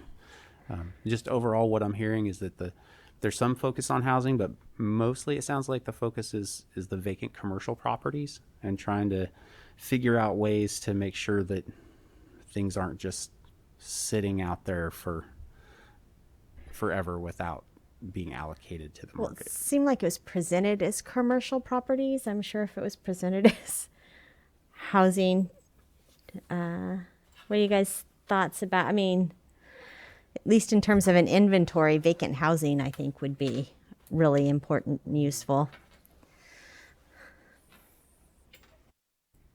Much more geographic area of housing than commercial, for sure. It seems like there are vacancy rates out there in the real estate market, and I don't know how they get that data. So we might have to do a little research on what's out there already and how they come by those numbers. Yeah, and when we do it, we'll obviously set up a meeting with the Association of Realtors, and I'm sure we'll get whatever tools that they have that we can help aid the survey. I do, before we move on, I want to say it's 9:26. So I believe we need to have a motion to extend the meeting if we want to discuss future agenda items, the city manager's report and council reports. Move extension to 10 p.m. All righty. Do I have a second? I second. All right. All in favor? All righty. Unanimous yes vote. Motion carries. Okay. So were we done with that conversation? I swear I just have one more. Okay. Just on the topic of vacancies, I know they have like rental vacancy rates, but it makes me think, because you get all these, like, particularly property owners who, like, you get a lot of stuff in the mail when you own a property, like them really trying to get your property to list, like requests to list a property. But I've been told by a realtor friend that they especially try to reach homeowners who appear to have vacant properties, that somehow they go around, they must look for them, and then it's like a targeted effort to reach out to those homeowners. So it does make me think that Humboldt County Association of Realtors probably has that information, because they're looking at targeting out of area landlords in particular, most of their owners most of the time. So I know the local realtors do go around the vacant residential properties, especially the blighted residential properties. They tend to move a lot quicker, it seems like, because it's a lower investment to fix them up and flip them. And so we have lists of both contractors, developers, and realtors who are constantly looking for those things. And so when we find a property like that, it's quite often I'll put it in an email and send it to 3 or 4 people and be like, hey, you ought to go look at this. And quite often that will be all it takes to get it moved within a month or so.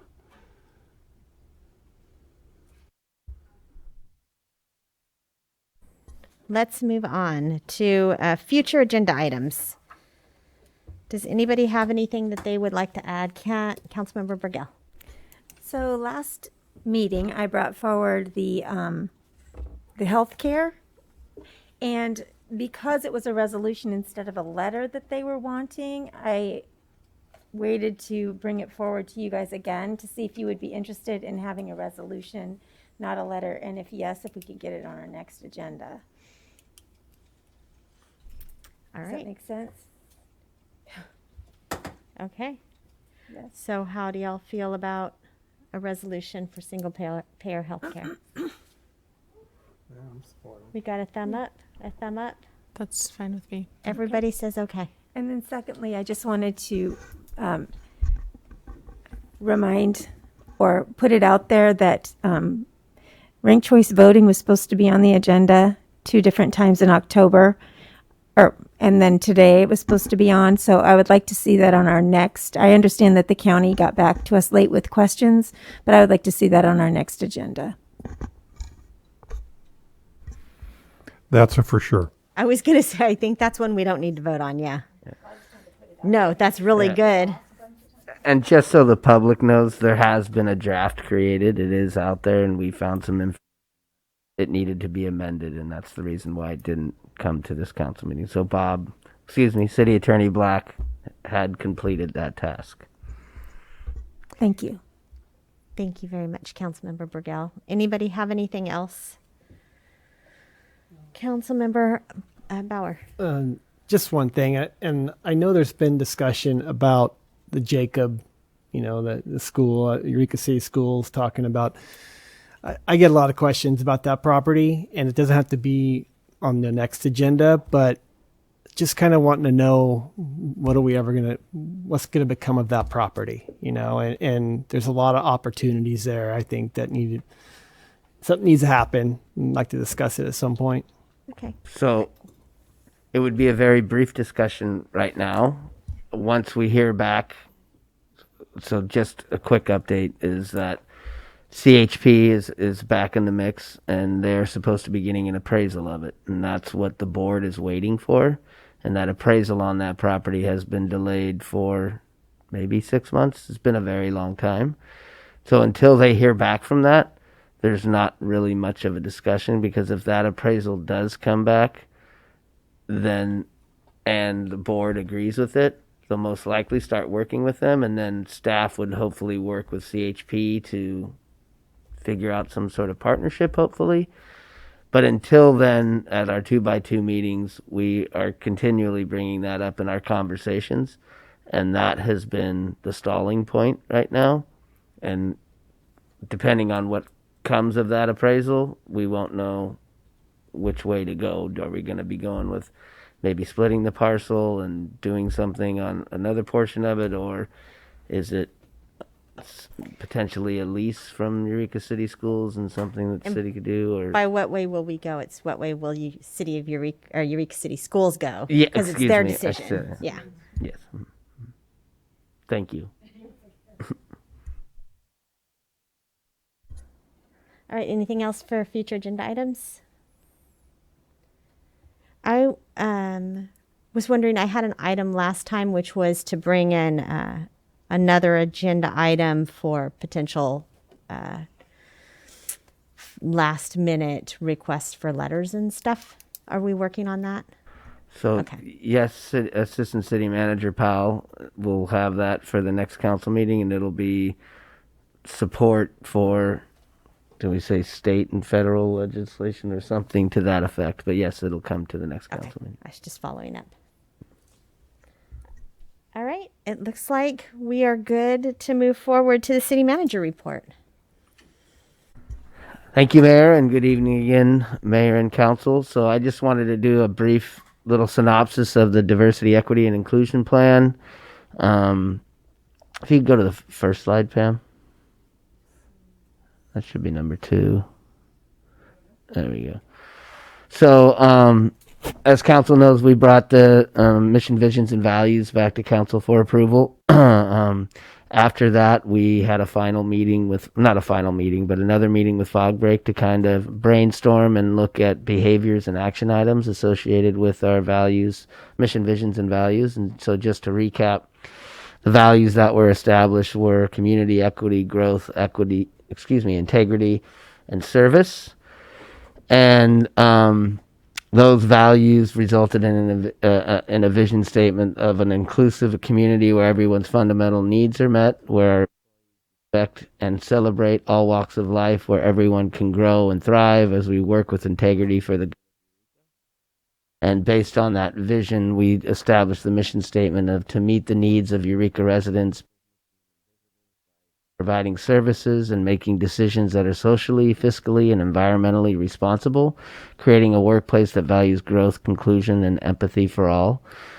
This is the missions, visions, and values for the city of Eureka as an employer.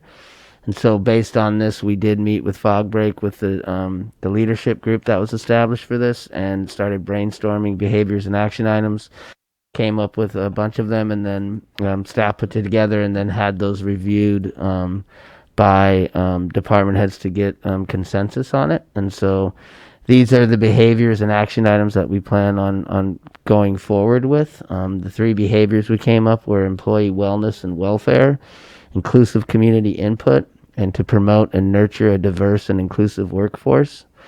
As far as the action items related to employee wellness and welfare, prior to the end of this year, we're going to develop a self-assessment worksheet for each department based on the city's missions, visions, and values. Also, prior to the end of the year, we're going to designate a diversity, equity, and inclusion coordinator within each department.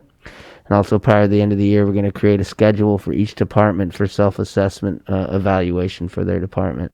And then beginning in 2022, we're going to include diversity, equity, inclusion criteria in all employee performance evaluations.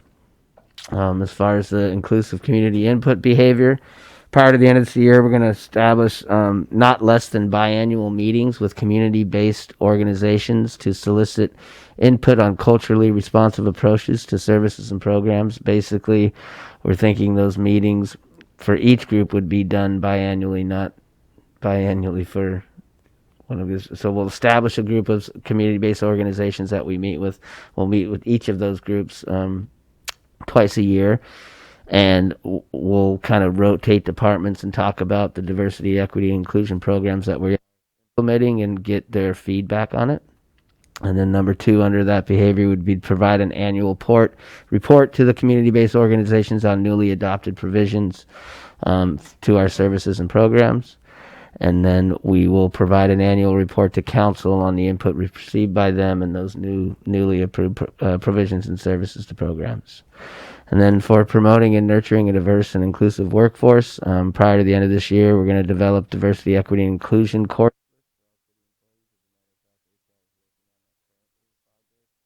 to establish that.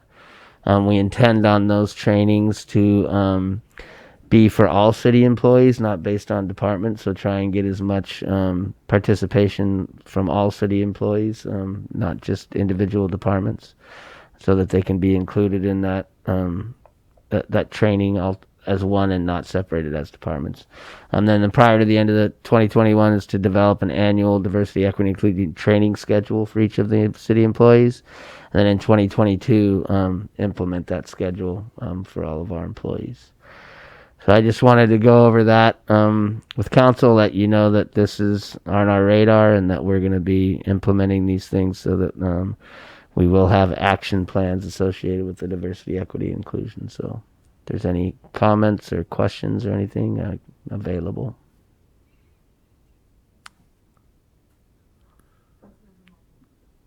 Thank you. And thank you for this. It's been a fascinating process, this whole thing. Can you give me an example of a community-based organization that?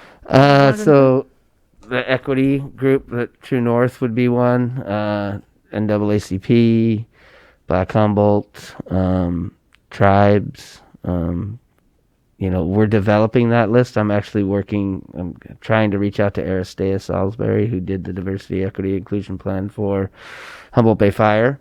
And she's local, and trying to get a list of those community-based organizations that she feel would be appropriate. But I have a list in my head, but I'm sure there's others. And if I am more than welcome any input from council too on that too.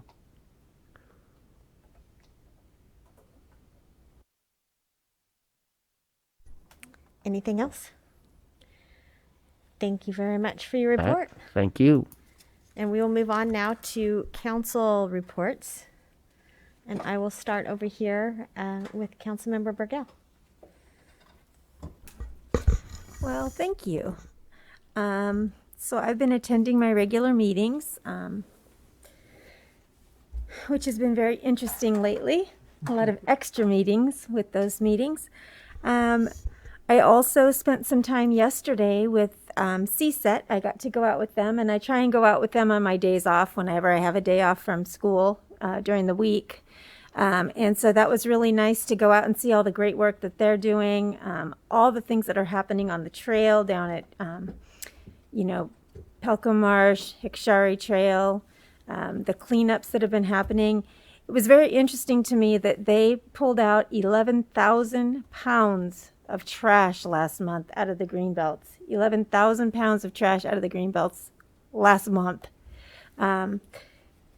That's an incredibly amazing amount of trash, and I would like to see us address that in different ways as well, because it's definitely not environmentally sound for sure. And yesterday I went to the Waterfront Recovery, the fourth year celebration. And I know I talked about John earlier, but I just want to say how thankful and grateful I am that so many people have improved and changed their lives because of that vision. And it's just a beautiful thing to see people engaging in our community, going to work, being back with their families, engaging. It's a beautiful gift to our community, and I'm just really thankful. And if it wasn't for John's vision, I didn't tell the story earlier, but he used to come out in the marsh too and walk around and talk to people and just really try and make those connections. And that's a pretty big deal. He's a great person. Oh, and then finally, I went to a Caltrans workshop on the Indianola Underpass. That was really interesting. It was on climate change in the Indianola Underpass. And then lastly, we as council members, we got the link to The Craftsman from Viviana Hollenbeck. And I don't know if any of you've watched it yet, but it's super cool. It's on Discovery Plus for anybody that hasn't seen it. You do have to sign up for that. But it's so neat to see our community spotlighted like that on TV, and to see Eric finally being acknowledged for being who he is and his just self-taught ways.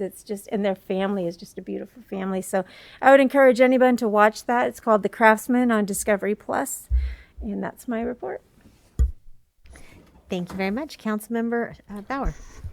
Yeah, I was gone for a decent part of October out of country. Sorry for missing the meeting. But I've been attending my regular meetings, Joint Powers Authority, RCEA, which is Redwood Coast Energy Authority, which I just want to say it's been really hard for people to get energy efficiency stuff done. They couldn't really go to houses with COVID, and now it's starting to come back online. So this is a report they just put out in October, kind of listing all the cool things that they're doing. But like one of the primary things you can do is they actually had my energy efficiency look at my house, and it was pretty interesting how I learned so much about where I'm expending tons of money on power by all these different things or I have to fix on my house. So it's really cool opportunity when you call them and you work with someone, you spend an hour or two, and then they come to your house, and you can really save money and help combat climate change. So ask people to check it out. And then I was listening in on a couple of redistricting advisory committee, and that was pretty fascinating. I thought the whole having people, ordinary people decide on where your boundaries should be, that it would kind of eliminate gerrymandering. And you can see that a few people can gum up the system pretty good and throw out proposals that are ridiculous, like splitting Eureka up in the most, crazy way. So it's one of those things that you don't think about, like who cares? A lot of people don't care, but what a big deal it is. And that everybody should pay attention to how our city could have been split up, how the future people can still gerrymander. So just something you learn about, civics. I told my kids about it, and they're like, that's not very interesting. I said, but it means everything. It means everything for the community. So, and that's it. Thanks. Thank you very much. Councilmember Arroyo. Well, I have also done all the usual, but I wanted to highlight a couple of exciting things outside of the norm. So I met with some members from the San Francisco Public Utilities Commission, commissioners and staff about the Tuluwat return, and Jennifer Hines from the city of Tacoma also met with us to talk about what Tacoma's doing. So, they wanted to hear more about approaches to equity, and particularly, giving land to tribes to manage. So they wanted to hear about those experiences and have a conversation about it. So that was really cool. It's kind of neat that folks from the big city are asking us, how did you do it? It's always kind of nice to be on the cutting edge when you're just a little bitty town. And then the Humboldt County Association of Governments just completed a project that I worked on many years ago, and was so excited to see move forward. I wasn't involved in it as a policy advisory committee member of HCOG, but prior to serving in that role, I helped encourage them to prioritize an interactive bike map in Humboldt County, because if you use Google Maps, there are some pretty hilariously bad routing problems. So it just doesn't understand necessarily what bicyclists need to do and what kinds of routes are necessary. So it'll send bicyclists up a logging road or just out into the ocean and think that that's a connection. So some of the navigation issues that happened way back in the day with GPS, remember when it would be oh, this is a ferry route, but you can drive this way too in your car. A lot of those have been resolved for motor vehicles, not all, but for bicycles, for some reason, it just doesn't understand that you're on a bike. So, and for a while, the effort was really to try to update the major mapping companies, say hey, these routes are impractical. Why not recommend these instead? But that connection was never feasible to make. So HCOG, the Technical Advisory Committee, agreed to really prioritize a bike map. So now there's an interactive bike map. It's on the HCOG website. The best way to find it would probably be to look at HCAOG and then Google just HCOG bike map, because currently the web link for it is not it's not Humboldt bike map or something really easy to remember. But I think that's potentially a next step. But I wanted to highlight that because it fills a need, and I think it's really cool. Awesome. Councilmember Moulton. To do all that work and then bury it somewhere, Cute. Sorry. Okay, let's see. I attended a virtual conference of the California-Japan Sister City Network, which was really fascinating. I was looking at the Sister City thing as generally a cultural exchange, but this conference was about economic exchanges. And they had a keynote speaker happen to be from Crescent City. So their example of really great economic exchanges on the whole statewide level was Crescent City and their sister city in Japan, whose name I can't remember.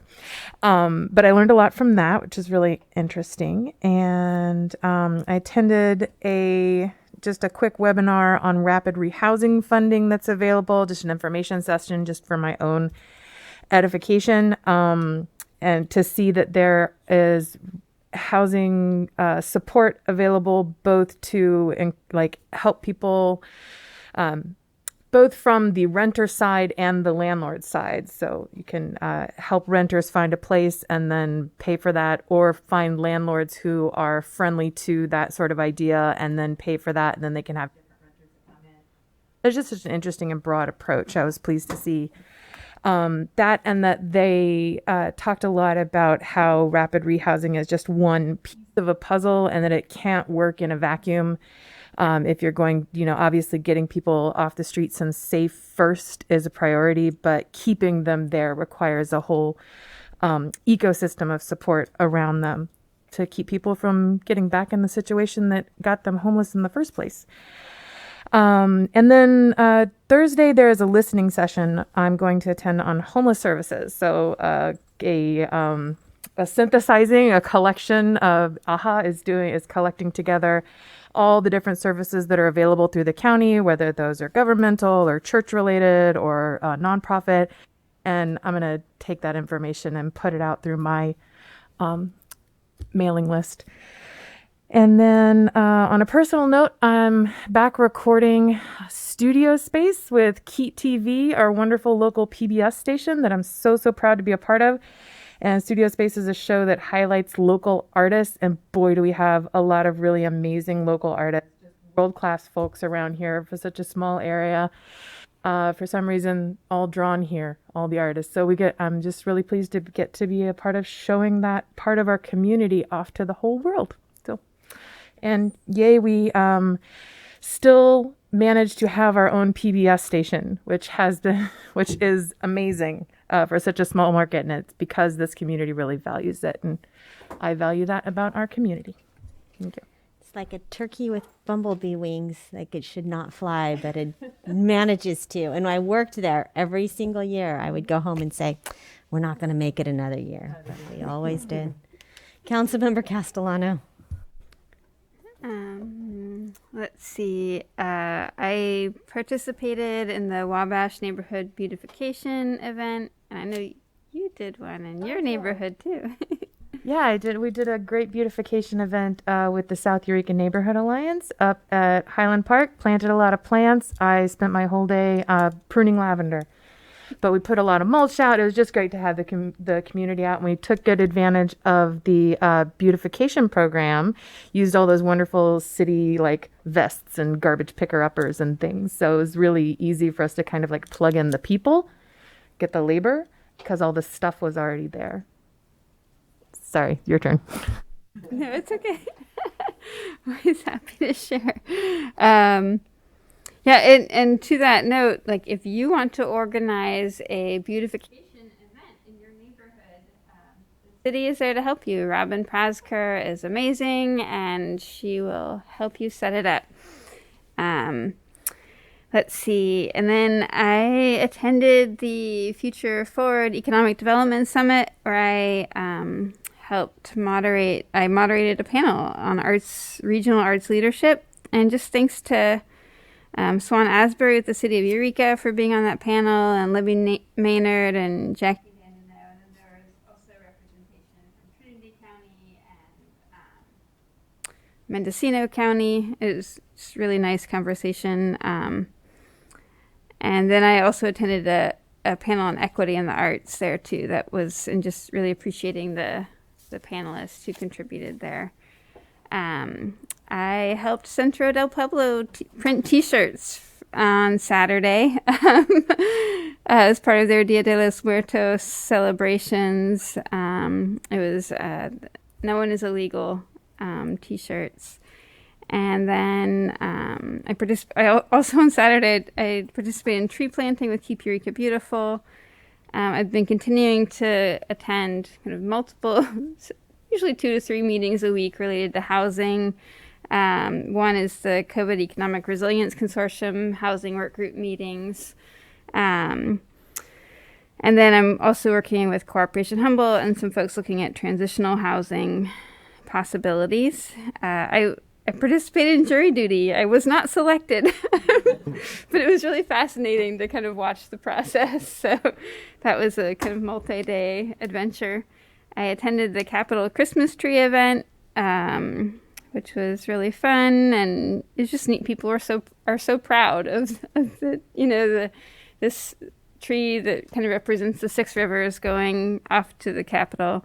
And then today, there's another Dia de los Muertos event, an ofrenda display on the gazebo, so in Eureka. So I ran over there before coming to council, and that's what I've been up to. All right. Thank you, everybody. It's been fun seeing y'all in 3D, and I look forward to seeing you guys in 2 weeks. Bye.